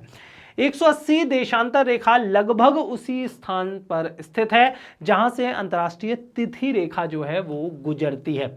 इस देशांतर के समय में 0 डिग्री देशांतर से ठीक 12 घंटे का अंतर होता है। मतलब ये जो तिथि रेखा है ना, ये इसमें और इस डेट लाइन में इसमें और ये जो समय की लाइन है, मतलब ग्रीनविच लाइन है, इसमें लगभग 12 घंटे का अंतर होता है। कितना? चाहे आप ऐसे चल जाओ या यहीं से पार करोगे, गोल है वो तो 12 घंटे का लगभग जो है वो अंतर हम लोगों को देखने को मिलता है। तो देख लेते हैं। 180 डिग्री देशांतर रेखा लगभग उसी स्थान पर स्थित है जहां से अंतर्राष्ट्रीय तिथि रेखा गुजरती है। इस देशांतर के समय में 0 डिग्री देशांतर से ठीक 12 घंटे का अंतर होता है, चाहे प्रमुख यामियोत्तर से पूर्व जाएं या फिर पश्चिम। हम जानते हैं कि प्रमुख यामियोत्तर के पूर्व में समय बढ़ता है तथा पश्चिम में समय जो है वो घटता है। तो ये आप लोग मुख्य रूप से याद रखिएगा, ठीक है। चलिए नेक्स्ट स्लाइड पर चलते हैं। इसलिए जब कोई व्यक्ति प्रमुख यामियोत्तर से पूर्व दिशा की ओर जाता है तो वहां का समय 0 डिग्री देशांतर से 12 घंटे कम होगा और पश्चिम दिशा में जाने पर दूसरे व्यक्ति के लिए समय 12 घंटे अधिक होगा। उदाहरण के लिए मंगलवार को पूर्व दिशा में जाने वाले व्यक्ति के लिए अंतर्राष्ट्रीय तिथि रेखा को पार कर लेने पर बुधवार का दिन आ जाएगा। तो ऐसे जब हम डेट लाइन को चेंज कर लेते हैं तो समय जो है वो परिवर्तित हो जाता है।